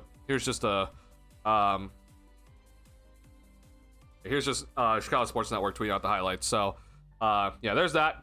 So you want to go watch that? Go ahead. And I'll send you, once I end stream here, I'll send you my screenshot of my thoughts.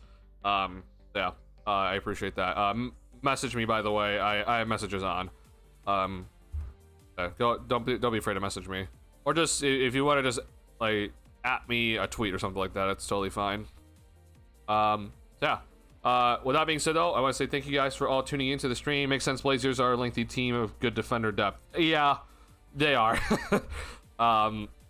They have the length for sure. So I'm scared. I'm being dead serious, guys. I'm genuinely scared that the Bulls are gonna go into this game and not take it seriously. So, like, I'm really nervous about that. So we'll see what happens here. I recently made a fake one because I lost my password. Oh, rip. Gotcha. Yeah. Yeah. Honestly, it's probably better for your own mental sake if you're not really on Twitter. I'm on it constantly, which is just terrible for me. But I need updates, man. I need updates on the NBA. All right, y'all. Thank you guys again for tuning into the stream. I want to say thank you to everyone in my community for being respectful and for chatting with me in these streams. It's been a lot of fun. I sincerely do appreciate it all. This is all because of you guys, the great vibes and everything. And so thank you guys a lot for making the streams great. If you have not hit the like button on stream yet, please do, helps me out a lot. I sincerely do appreciate the support. And I'll shamelessly plug my article one more time. Also, by the way, be on the lookout from OnTap Sportsnet. Something else from me. It's not the articles, okay? Like, I know I've been doing articles for OnTap Sportsnet. But, so here's my most recent article, but be on the lookout for something else from me from OnTap Sportsnet, okay? That is in the works. I don't have a time frame, but I'll announce it when it gets released. So, that's currently in the works right now. So, be on the lookout for that. But yeah, check that out if you have not already. I sincerely do appreciate you checking out my content. It means a lot. And I'll be seeing you guys on Wednesday. All right, y'all. Thank you guys for a great night. Be safe. Have a good night. I'll see y'all Wednesday. Peace out.